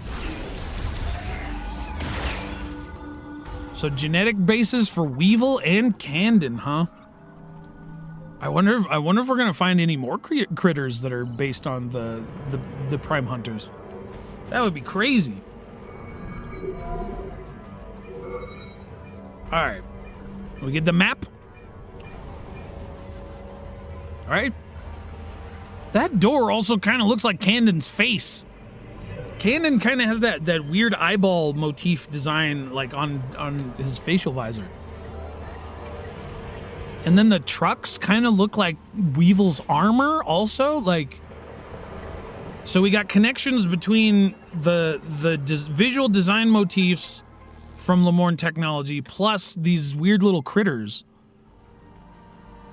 Were all of the hunters from Metroid Prime Hunters made by the Lemorn somehow? Were they all made by Darkseid? Did Shay make the hunters? Man, this is crazy. Map data for this area has been downloaded. Press minus open the map screen. Okay. What are we checking for? Can we radio? Communication not available. Oh, good. Can't reach Otacon. That's not usually a good sign in Metal Gear Solid games. I don't know what it means here. Oh, goodness sake. All right, well, Tower 1 to Tower 3? Tower 1 to Tower 2? Oh. Otacon! I got through. The lightning storm is playing tricks on my comm. Okay. Looks like you acquired the map to the facility. Let's take a peek.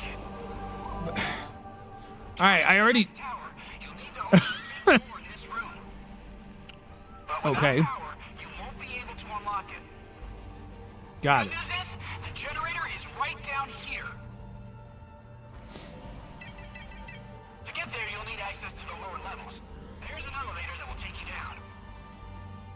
Okie dokie. I'm gonna go through the opposite door though, because off the beaten path it usually has secrets, right? No, I don't need to hear that again. Don't forget to stop by the save station. Oh boy, this storm's picking up. Might be on your own from here. Good luck. A bunch of people in the review, like the reviewers for this game, were like, "Thank God that storm got that stupid little nerd out of my ear holes." It's like, guys. No. I wanted to save. I didn't. I pressed the wrong button. I did the Xbox controls thing. Sorry, buddy. I gotta do that again. Gotta do that again. Wood. Wugga. Okie dokie.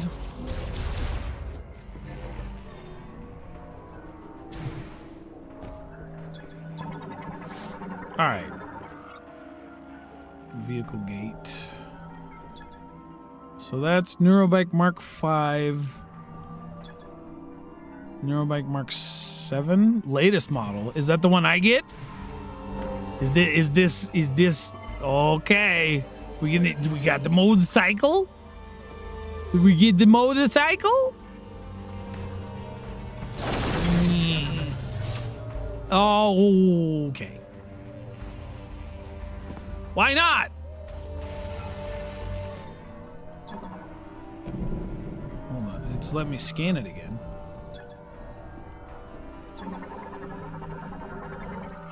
Mechanism map station. Yeah. Hold on. Why can't I? Produces the suit required to Oh! Okay, currently offline. All right. So I need the Viola suit before I can ride it. Okay, so I'm guessing that's what this whole big mission is about. Yes?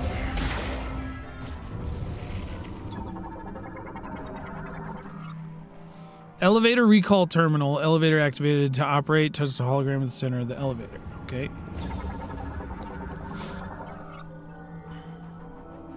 Mermaid elevator activated using the elevator recall terminal. Once online, touch the hologram. Okay. Large battery for powering the elevator. Charges using lightning strikes, allowing the elevator to operate while the main generator is offline. Okay. Rod for harvesting electricity from lightning strikes connected to the elevator battery. Okie dokie. Whoa, what are you? No. Ah, where were you? What were you guys? What were those things? Transport tube, a network for moving small cargo, currently offline.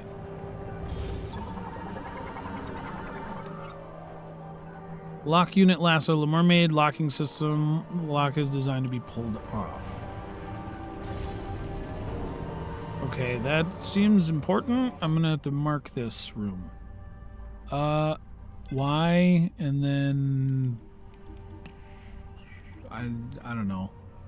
We'll add that marker because I don't know if it's a missile expansion or something else or whatever. We'll just put that right now.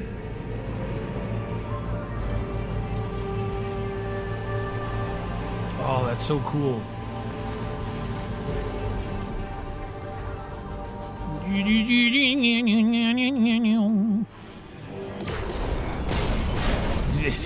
Not quite what I had in mind, Samus.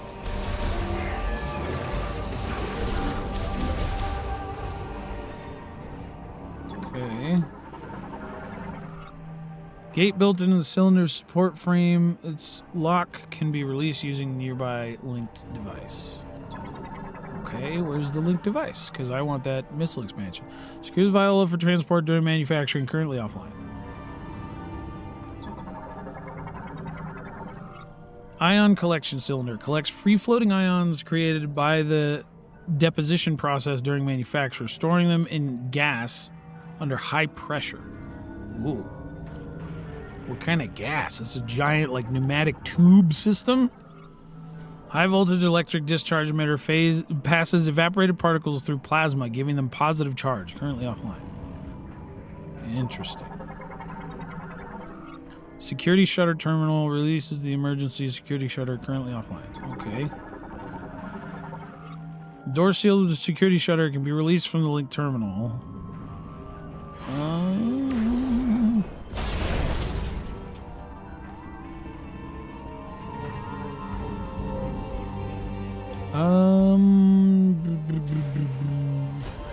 Hey, whoa.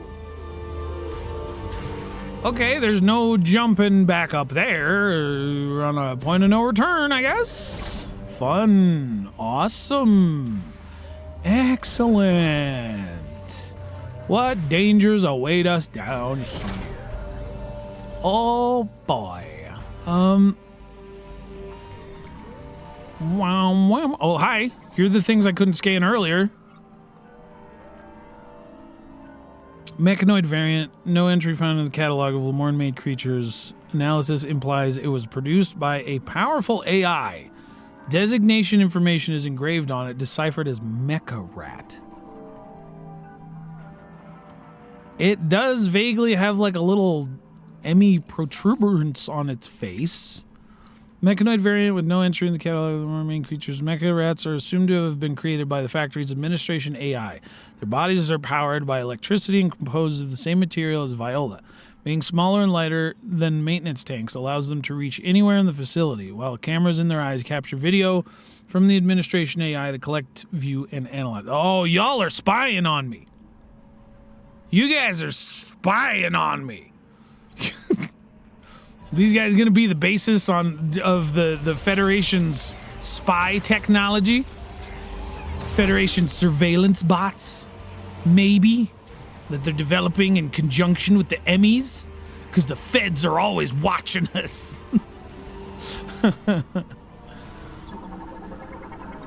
Okay. Backup power socket uses batteries to power the system as the facility's main power supply becomes unavailable. Powerful burst of energy will cause it to briefly activate. Okay.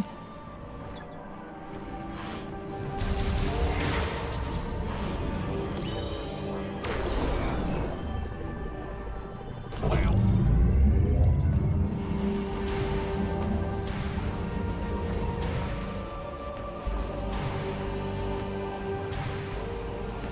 Oh, what? Oh, okay. I see it. I know what I gotta do. I know what I gotta do.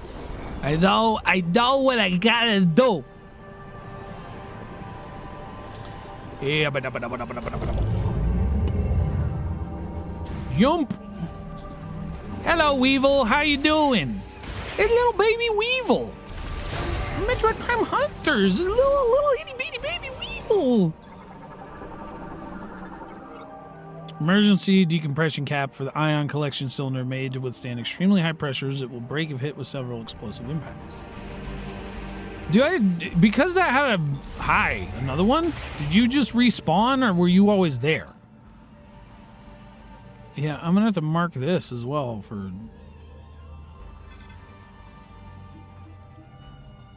There was a missile expansion in here.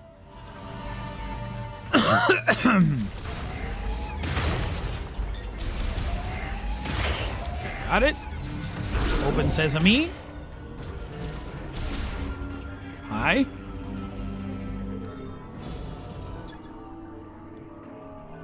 Mechanoid maintenance tanks, autonomous drone that maintains machinery and systems throughout the facility. Battery charges 0%, prevents activation.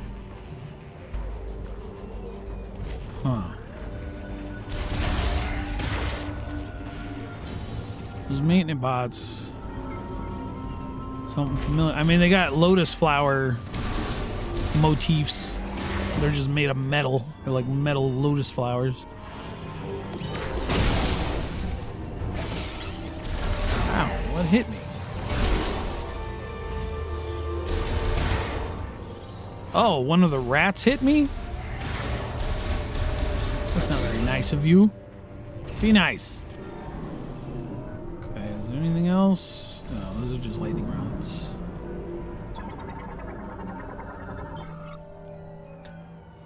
Stores 10 points of energy.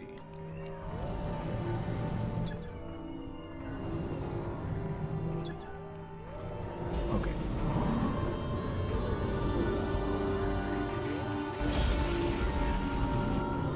Gotta activate the hologram. Down we go.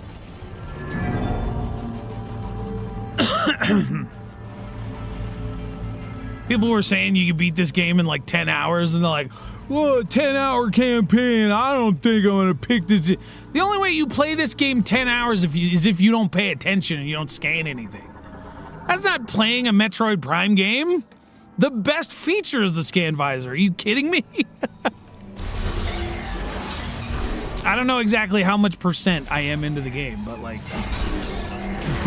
presumably slightly over 20% because we got one of the 5 keys already from Fury Green.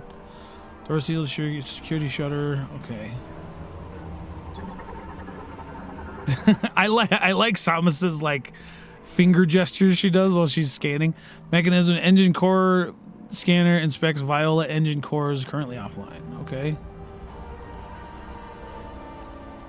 Scan it. There we go. Large arm link to inspection scanner offline. Robot arm of the Viola assembly line offline. Okay. That's oh.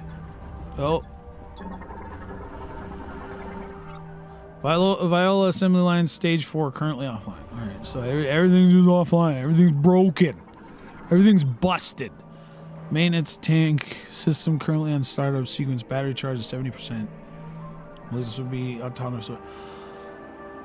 Oh, okay. I just read. Okay, so now that I see the little head popped out of the top of this thing, this looks like the Quadraxis. This looks like the Quadraxis from Metroid Prime 2. We got so not only the endemic life, but the technology as well. Little tiny things that look like giant bosses from the other 3 games. That's wild, bro. This is wild. I love every second of this. This is crazy. I don't want to leave. I don't want it to end. I don't want to stop streaming. But I got stuff I gotta do later. Stage 2 currently offline. Oh, goodness. Viola assembly line stage 3 currently offline. Okay, yeah, I get it. No, hi. No. No. I see you swarming like the parasites from the first game. Don't do it. Don't do it. I don't like it.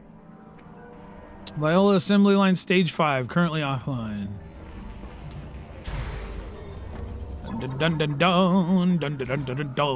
Parts of failed inspection have been declared defective, such as faulty engine cores. The area is cleared intermittently. What, like a trash compactor? Are we gonna have a trash compactor scene like Star Wars? I don't know about that. I don't know if I like that. Factory level terminal currently offline. Okay. Oh, good. Awesome. Cool. These are fun little duders to have to deal with. Okay. Am I supposed to get past those, or are those gonna like eat me the second I try and...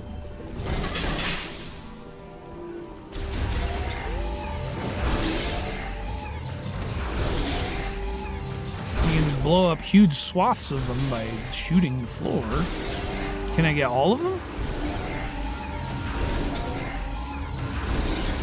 No, it seems like they just keep coming.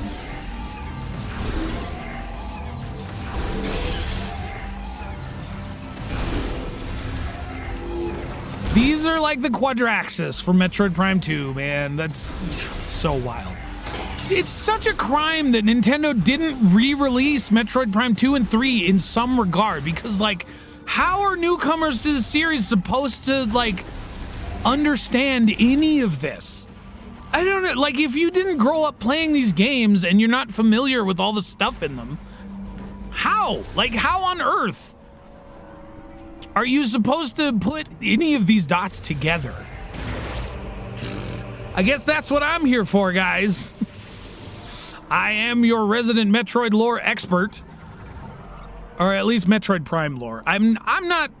The 2D games aren't bad, don't get me wrong, but they have never pulled me in the same way, and I think the scan visor is the thing.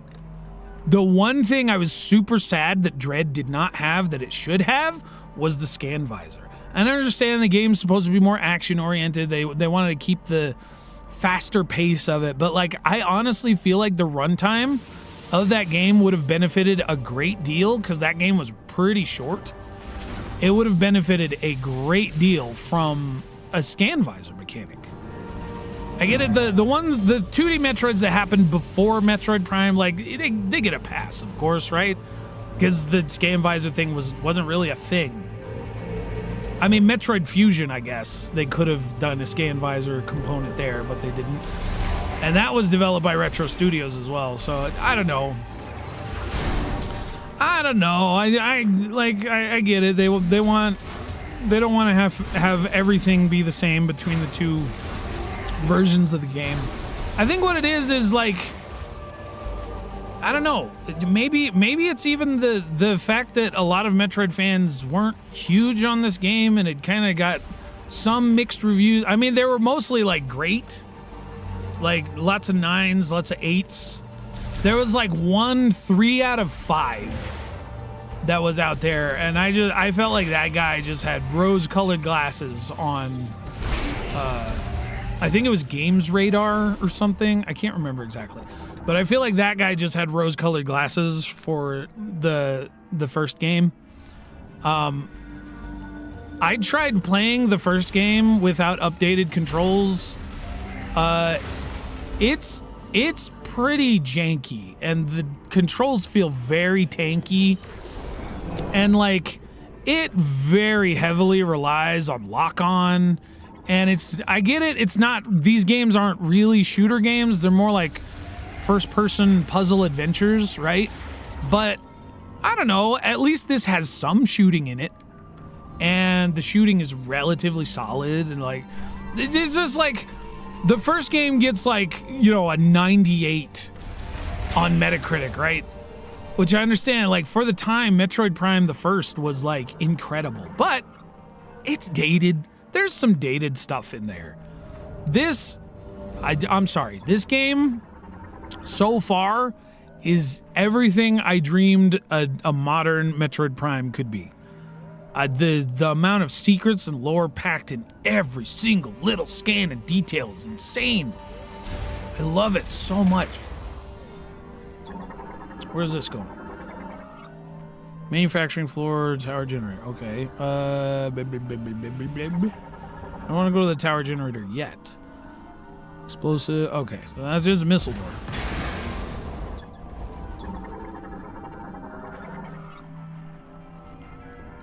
Elevator to power core? What? Hey, whoa! Okay. It's just which external flooding has caused this cable support brace to separate due to corrosion. Analysis implies the cable then fell from ceiling, damaging walkway with its impact. Okay, so we broke the walkway.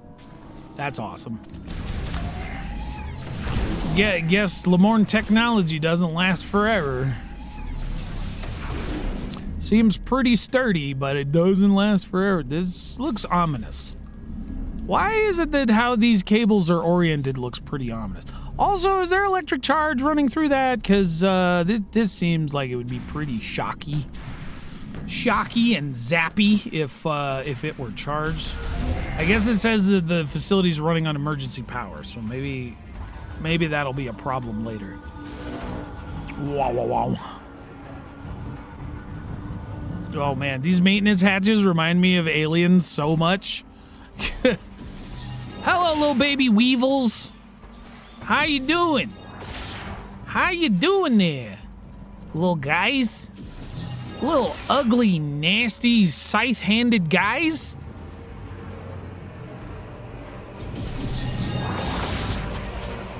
I'm just gonna call those weevils from now on, because they just look like Weevil from Metroid Prime Hunters.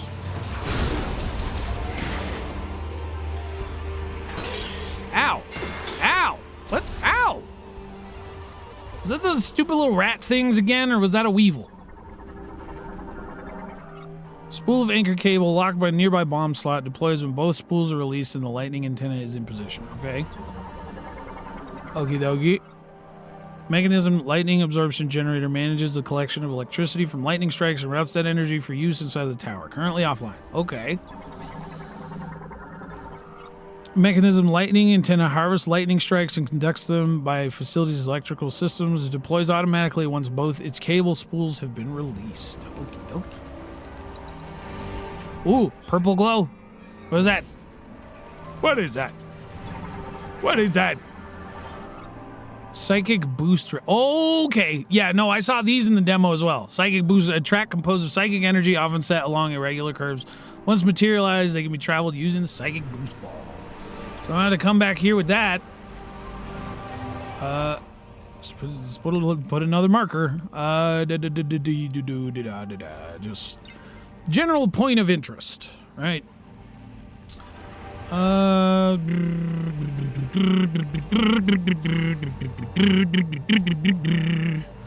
right, bomb slot up. Boom. Kaboom.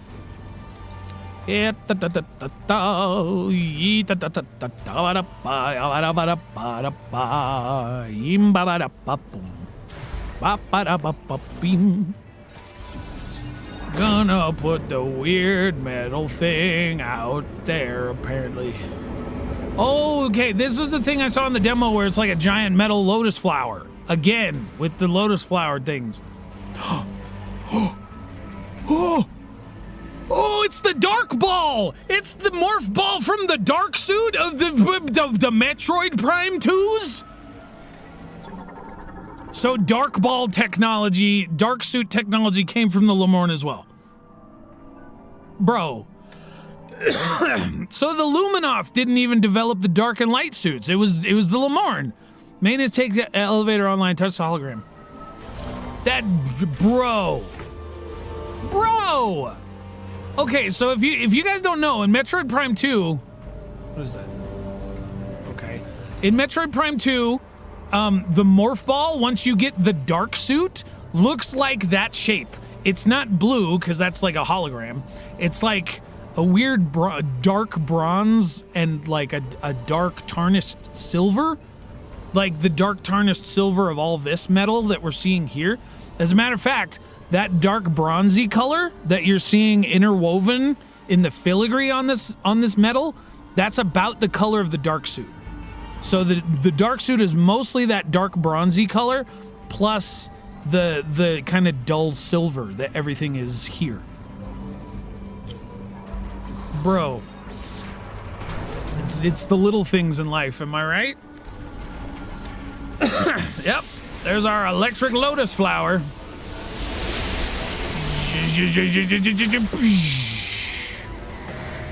Yes. Okay, that doesn't look good. Is this a boss fight? Are we fighting boss here? Wait. Ow! Ow! Ow! Ooh! Ow! Ooh! That did 50 damage. Okay. Okay, just wait out the lightning strike. Okay, go. Okay, it gave us plenty of time there. Yeesh. 50 damage. That's no. Oh, no. Oh, it's so slow. Oh, okay. Oh, man. All right. Moving on. Get me out of here. Out. Okay. Oof. Oh, good. We're back online. Are we? Facility's power has been restored. Once you return to the top floor, the door to the next tower. Once we return to the top floor, the door to the next tower. So we got to backtrack all the way? All right, that's quite a trek. Ooh, arcing electricity of doom. That looks like Silex's arcing electricity. And then there was that big arm cannon that shot me out into the desert. I mean, it's not an arm cannon, but it looked very much like Silex's arm cannon. Well, I gotta check this real quick. Hold on. Is the water going to be shockified? Yes, it is. I called it. Ooh, yikes. Yep, I saw these in the demo as well. Those are grapple stuff. Grapple nodes, security fixture for attaching wire used by maintenance tanks to quickly ascend and descend. Yes. All right, so until I get the grapple lasso, I can't go through there. Let's put a point of interest. Let's put a pin on that.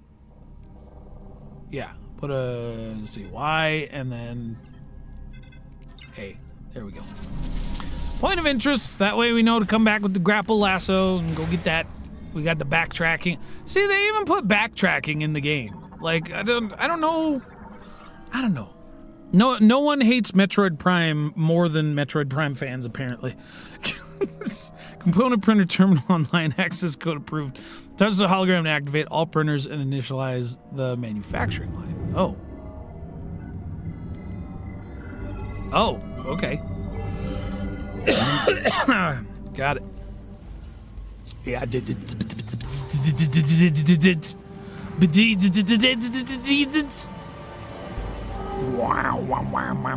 Oh, we building motorcycles. I started the manufacturing line again, apparently. Oh boy. Oh boy. So component printer activated. Metals are molecularized and instantly bonded to build each part, layer by layer, to match the provided 3D data. After inspection, parts are moved to the next stage for manufacture. Man, molecular level 3D printing.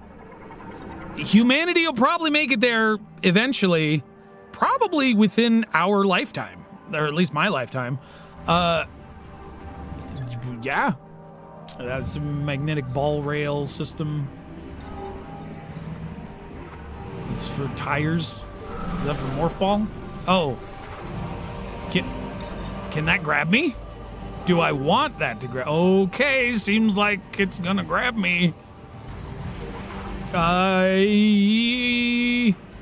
Please don't mark me as defective and throw me in the trash compactor. Okay, it didn't. I'm not defective, apparently. All right. Okay, don't touch the electricity. Don't touch the zappies. Okay, got it.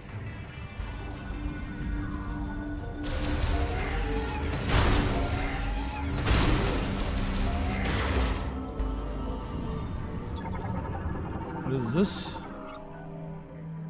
Oh, elevator recall terminal. Oh, okay. So that makes me so that I don't have to.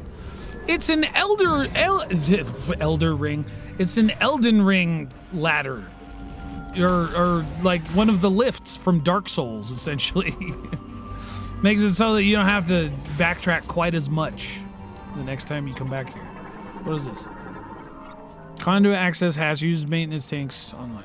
Okay, that's where I just came out. I don't think I need to go there. Is that water on the floor, or is that... Yeah, okay. That's supposed to be... Her feet are doing splishy splashes. So we got a leak somewhere. Coming down from the storm outside. Alright, up we go. Uppies. Now let's look out the window. Let's see what we can see. Oh, much shocking. Much shocking out in those clouds.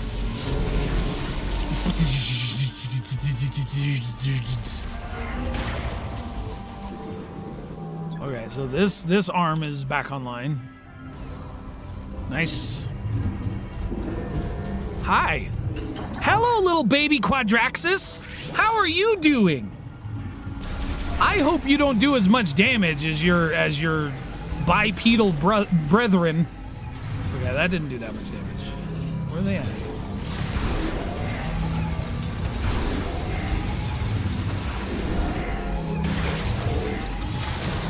Ooh, ow, ooh, okay, that did like 25. Okay, that did half as much as your bipedal brethren.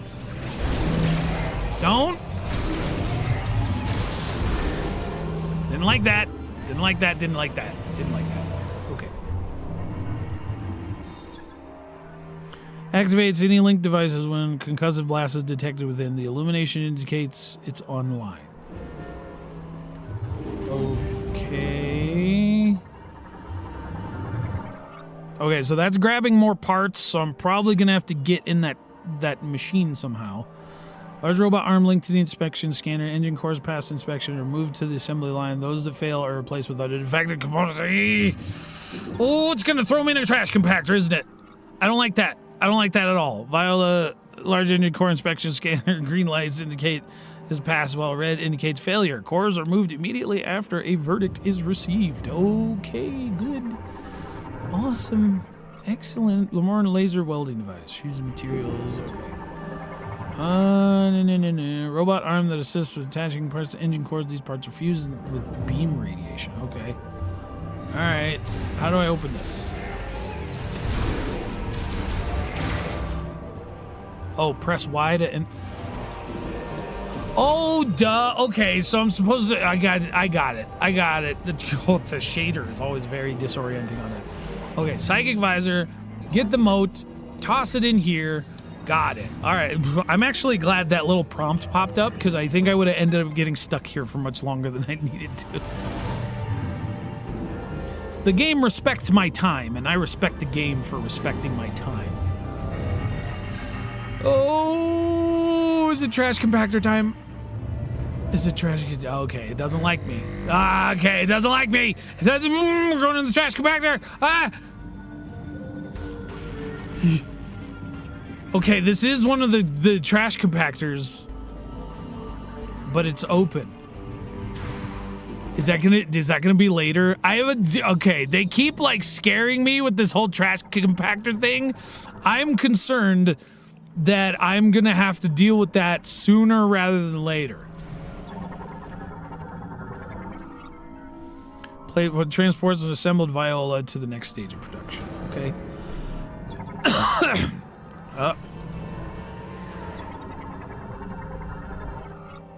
Viola assembly line online. Parts are assembled, then beam irradiated as they're moved to the next step of construction. Okay. Oh, I can't get past. Oh, okay. Can't get past the lasers unless I. Yeah. Okay. Got it. Makes sense. That's a cool little way to justify a simple like laser avoidance puzzle. Like they could have phoned that in. They could have made it so that was just like you get past the lasers, but they actually built it into like a factory apparatus and an assembly line. Like that's cool. That's cool game design. That's thinking, like, you know, that's answering the why of whatever game design mechanic you got. I thought I scanned you guys. You guys are doing a shocking amount of damage. Please stop. Maintenance tank, autonomous mobile drone responsible. Yeah. Maintenance tanks,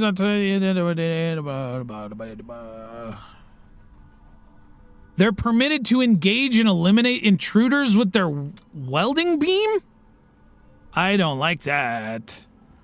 I really don't like that. Please don't engage the intruder. You're like a miniature Quadraxis. That's not good. And you guys do a lot of damage. You guys are doing about as much damage as the Quadraxis would occasionally do. Ow. Stop! Oh my gosh, man. Okay, so if you shoot them with like a charge beam, they stop doing that. So does that mean that the Quadraxis from Metroid Prime 2, like, that means that the Luminoth technology was all based on Lemourne technology as well. To release the shutter, touch the hologram. Oh. Okay.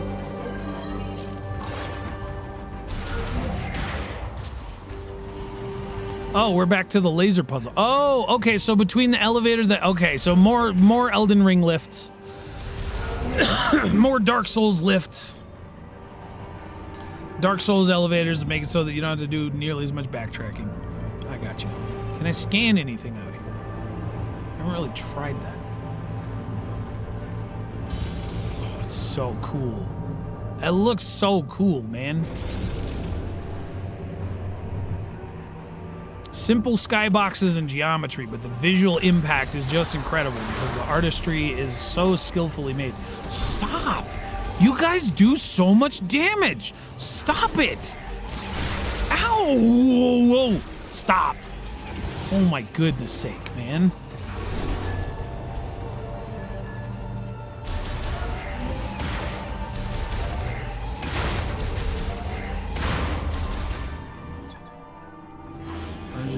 Blow this up.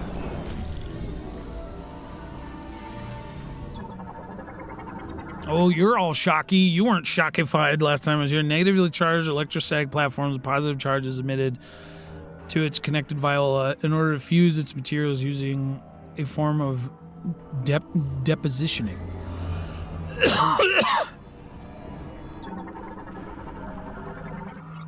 High voltage electric. Oh! Yeah, it's evaporated particles through plasma. Yep. Yep. So it turns them all zappy. It's a zappy particle beam. Oh boy. I gotta get me one of those installed in my gun. Oh, we're going up. We're going up. Where are we going up?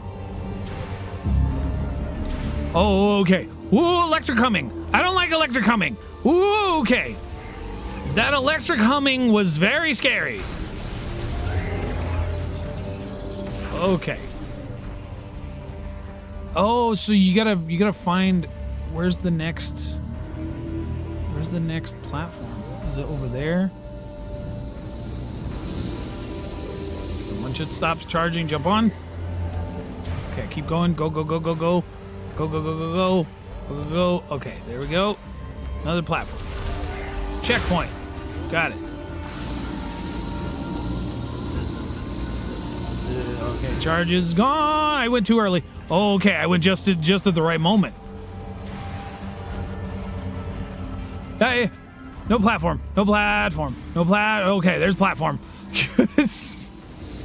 Oh my gosh. Okay, another one of these. Are you Elden Ring ladder for that? All these doors have just opened up more Elden Ring ladders.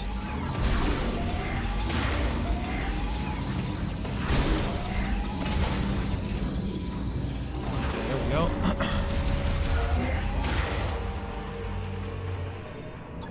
Yep, another elevator hologram. Yep. More Elden Ring lifts. Okay, good health. Can I get that yet? Scan complete. Security shutter. Terminal functioning complete. Link shutter has been released.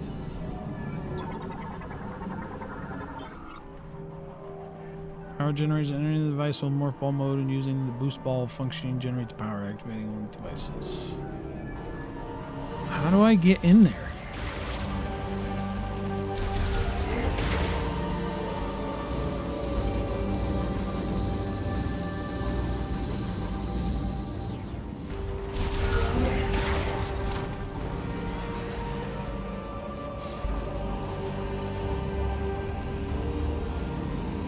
Yeah, I can't. I thought it said the shutter was released.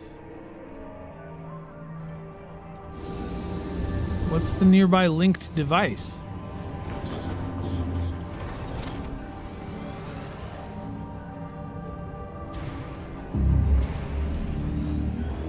Okay, never mind. Can't get to either side.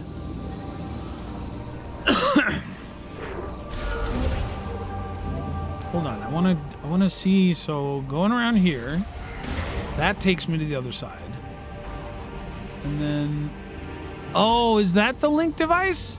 So I gotta get in there through some other means. Ow. Ooh, whoa. In here?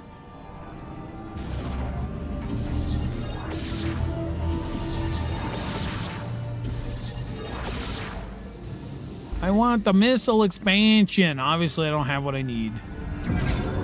So let's just go back up. Stop wasting everyone's time. Jump. Yumpy, jumpy, wumpy, bumpy. Na na na na. Ya ta ta ti. Ya ta ti do. Okay.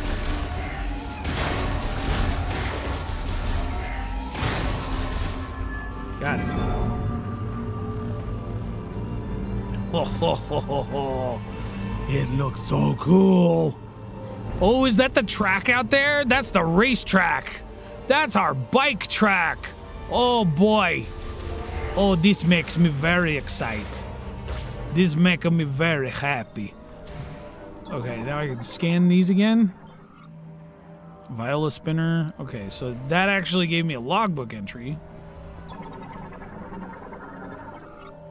Viola suit spinner scans the target, produces body appropriate suit. Currently online, touches the hologram to operate. Okay, nice.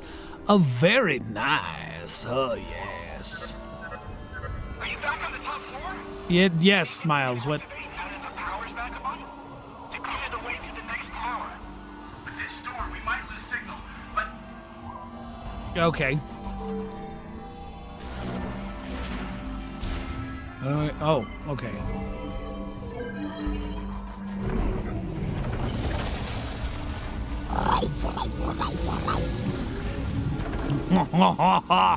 Oh, the Dark Samus suit. Here it is, everybody. I don't care what anyone says. The Viola suit looks like Dark Samus. It's just designed after Dark Samus's form factor and motif. It's just not 100% black with Phazon blue accents. Instead, it's black and red with purpley psychic accents. But she looks like Dark Samus. It's just metal instead of a weird Phazon chitin shell, like some kind of Metroid crustacean. Oh, there she is. They even gave me like spotlights.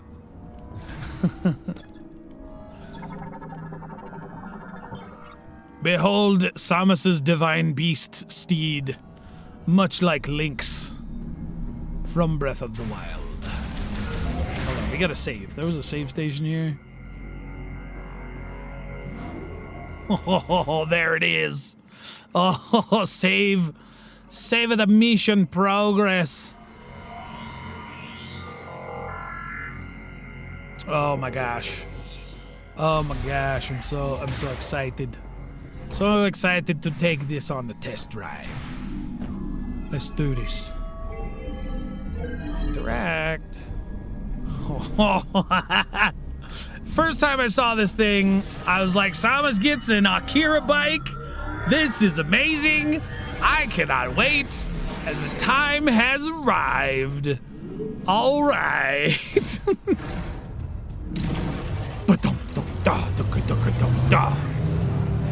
Oh. Come on, y'all are making me wait. Let's just go. Go. Go. Yeah. Oh, man. Oh, man. Oh, man. Oh, man. Oh, this is cool. This is cool. I like what? Speed limited. ZL to brake. Plus to deactivate. Okay, what's in here? Is that another map station? Access code approved. Displaying vehicle manufacturing tower 2 hologram data automatically downloaded. Okay, so yeah, updated map. Another descent into madness. Map data for this area has been downloaded. Press minus to open the map screen. Okay. I want to ride my bike more, though. Hold on. Is there...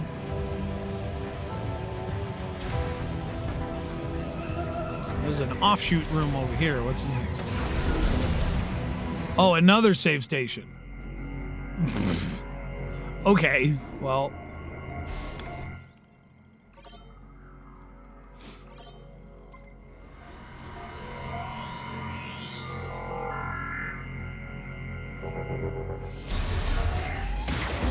Open sesame. All right, let's...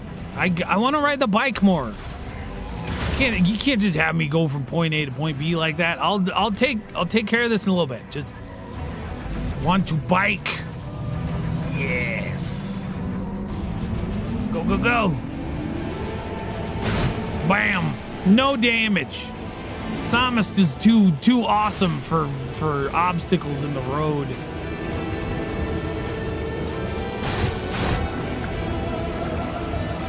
Bone to be Viola. I'm sorry. That's a great.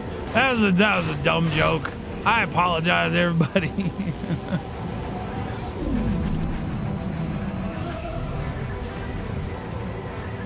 Okay, what's this? More dark ball stuff. Viola suit upgrade system adds heat resistant features to Viola suit activated by linked spinner. What? Where? Where's the spinner? Do I already get heat resistance? That would be crazy. Oh, I need the boost ball first. So this spinner. Okay. That makes me sad slightly. Okay, well, it couldn't be that easy, could it? Shutter gating access to the test circuit linked to the nearby map station. Activation of Tower 3 map hologram will unlock the shutter. Okay. So I have to activate the Tower 3 map. Terminal for transferring Viola to final certification. Also performs shipment management. Currently offline. Okay. Tower 2 lightning absorption generator system currently offline. It can be activated manually. Oh, okay. So this is like Tower 1, and I already did this. Tower 1 lightning absorption generator system activation complete. Operation at full power. Yeah. Okay. Map station offline. Activating the lightning absorption generators from towers 1 and 2 will bring. Oh. Okay. So I gotta go back to Tower 2 then. Access to Tower 3 test circuit. Viola final certification is denied. The Tower 2 lightning absorption generator system must be active before it can be granted. I have to get my motorcycle rider's license, everybody. They won't let me do that unless I deliver the electricity to the system. To the motorcycle system. Alright. Let's keep going.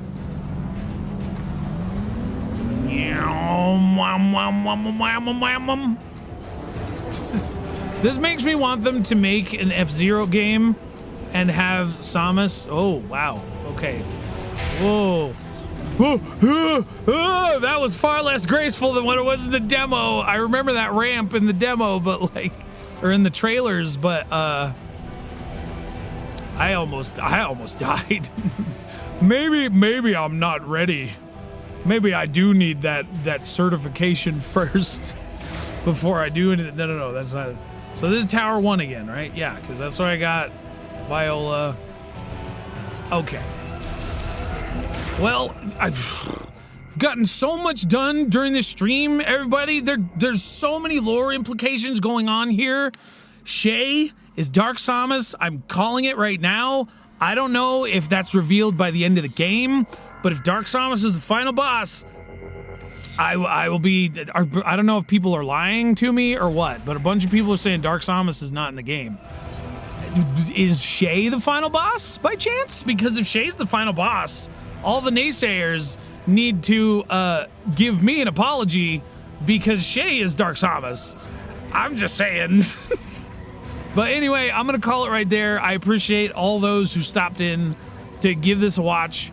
And I'll see you in the next stream, everybody. Toodles. And